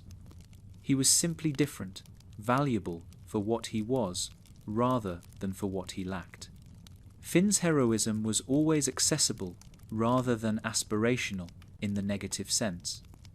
He did not possess special powers that explained his courage. His sword was usually just a sword. His victories came from determination, creativity, and the help of friends rather than from destiny or supernatural ability. Children watching could imagine themselves as Finn because nothing about him was inherently out of reach. The decision to age Finn alongside his voice actor created something unprecedented in children's animation. Most cartoon protagonists remain the same age forever, their shows existing in an eternal present where lessons learned are forgotten by the next episode. Finn grew up, his voice deepened, his concerns evolved. His mistakes had lasting consequences. This choice told young viewers that growing up was not something to fear, but something to embrace. Finn's relationship with violence underwent careful examination across the series. Early episodes presented fighting as straightforwardly fun, with Finn eagerly seeking battles and declaring his love for slaying evil. Later seasons complicated this enthusiasm, showing the costs of violence, the possibility of mercy, and the value of seeking peaceful solutions. His character arc did not reject violence entirely, but contextualized it within a framework of last resort rather than first impulse. The representation of mental health through Finn broke ground for children's animation. His depression after losing his arm and discovering his father's nature was depicted as real and serious rather than easily overcome. His vault of repressed memories suggested that avoiding difficult emotions creates problems rather than solving them. His gradual healing showed that recovery is possible but requires work and time. Finn's found family demonstrated that biological connections do not define love. Adopted by dogs, raised alongside a shape-shifting brother, surrounded by friends of every conceivable type, Finn showed that family is who chooses you and who you choose in return. His eventual discovery of his biological parents did not replace his adoptive family, but added complexity to an already rich network of relationships. The romantic development of Finn provided lessons in consent, appropriate relationships, and emotional maturity. His early crush on Princess Bubblegum, an ageless being centuries his senior, was not reciprocated and eventually resolved into friendship. His relationship with Flame Princess taught him about the harm caused by manipulation and selfishness. His mature connection with Huntress Wizard showed what healthy partnership looks like. Adventure Time's influence on subsequent animation cannot be separated from Finn's role as protagonist. The show proved that serialized storytelling could work in children's animation, that emotional depth could coexist with humor, that mythology could develop across seasons without alienating casual viewers. Finn was the vehicle through which these innovations reached audiences. Rebecca Sugar, creator of Steven Universe, developed her approach to emotional storytelling while working on Adventure Time. Steven's journey mirrors Finn's in many ways. A young boy with a magical destiny who must learn to solve problems without violence, who struggles with mental health and identity, who forms deep bonds across difference. The lineage is direct and acknowledged. The continued expansion of Adventure Time through Distant Lands and Fiona and Cake ensures that Finn's story is not complete. New generations will discover him through streaming platforms. The upcoming movie, with involvement from original series veterans, promises to add new chapters. Finn has become something larger than any individual piece of media. Finn matters because he showed children they could be heroes without being perfect. He matters because he aged and changed and made mistakes and learned from them. He matters because he loved people who were different from him and was loved by them in return. He matters because he demonstrated that adventure is not just fighting monsters, but growing as a person. The word mathematical, shouted with enthusiasm by a boy in a bear hat, became a generation's expression of joy. The treehouse, the sword, the dog brother, the land of Oo itself, all of these entered cultural memory through Finn's adventures. When future histories of animation are written, Finn the human will appear as a pivot point, the character who proved that children's animation could be art. The specificity of Finn's journey, paradoxically, makes it universal. His particular adventures, his specific relationships, his individual growth trajectory, all of these details create something recognizable to anyone who has ever been young and wanted to matter. The details make him real, and his reality makes him meaningful. Animation as a medium owes something to Finn the human. He helped prove that the form could sustain long-term storytelling, could address serious themes, could matter to audiences beyond childhood. The shows that followed Adventure Time built on foundations that Finn helped establish. His legacy lives in every cartoon that treats its young audience with respect. The phenomenon of growing up with Finn created bonds between viewers that persist years after the show ended. Fans who watched together, discussed episodes together, theorized about mythology together, all share something because of Finn's journey. The character became a focal point for community as much as for individual viewing. Sleep now and dream of adventure. Dream of a land where candy people walk and vampire queens sing, and a human boy saves the world through courage and kindness. Dream of the treehouse and the ice kingdom and the fire kingdom and all the strange places Finn explored. Dream of friendship that transcends species and love that survives any obstacle. Dream of the hero who grew up on screen and took his audience with him. The fun will never end. Adventure Time continues in spin-offs and specials and the memories of everyone who watched. Finn the human lives on, forever 12 and 17 and 29 and elderly, existing in all his ages simultaneously in the hearts of those who followed his journey. Mathematical. The sleeping mind drifts now toward rest, carrying with it images of golden swords and grass blades and demon blood weapons. The facts about Finn settle into memory, ready to be recalled or to inform dreams. The boy in the bear hat waves goodbye as consciousness fades. Adventure awaits in sleep as it does in waking. The land of Oo exists wherever imagination takes root. Finn's courage belongs now to everyone who learned it from watching him grow. His kindness spreads through the influence he had on viewers and the shows he inspired. His story, told and retold, becomes part of the larger story of human creativity. Rest now. The adventure continues tomorrow, in whatever form it takes. Mathematical. Adventure Time.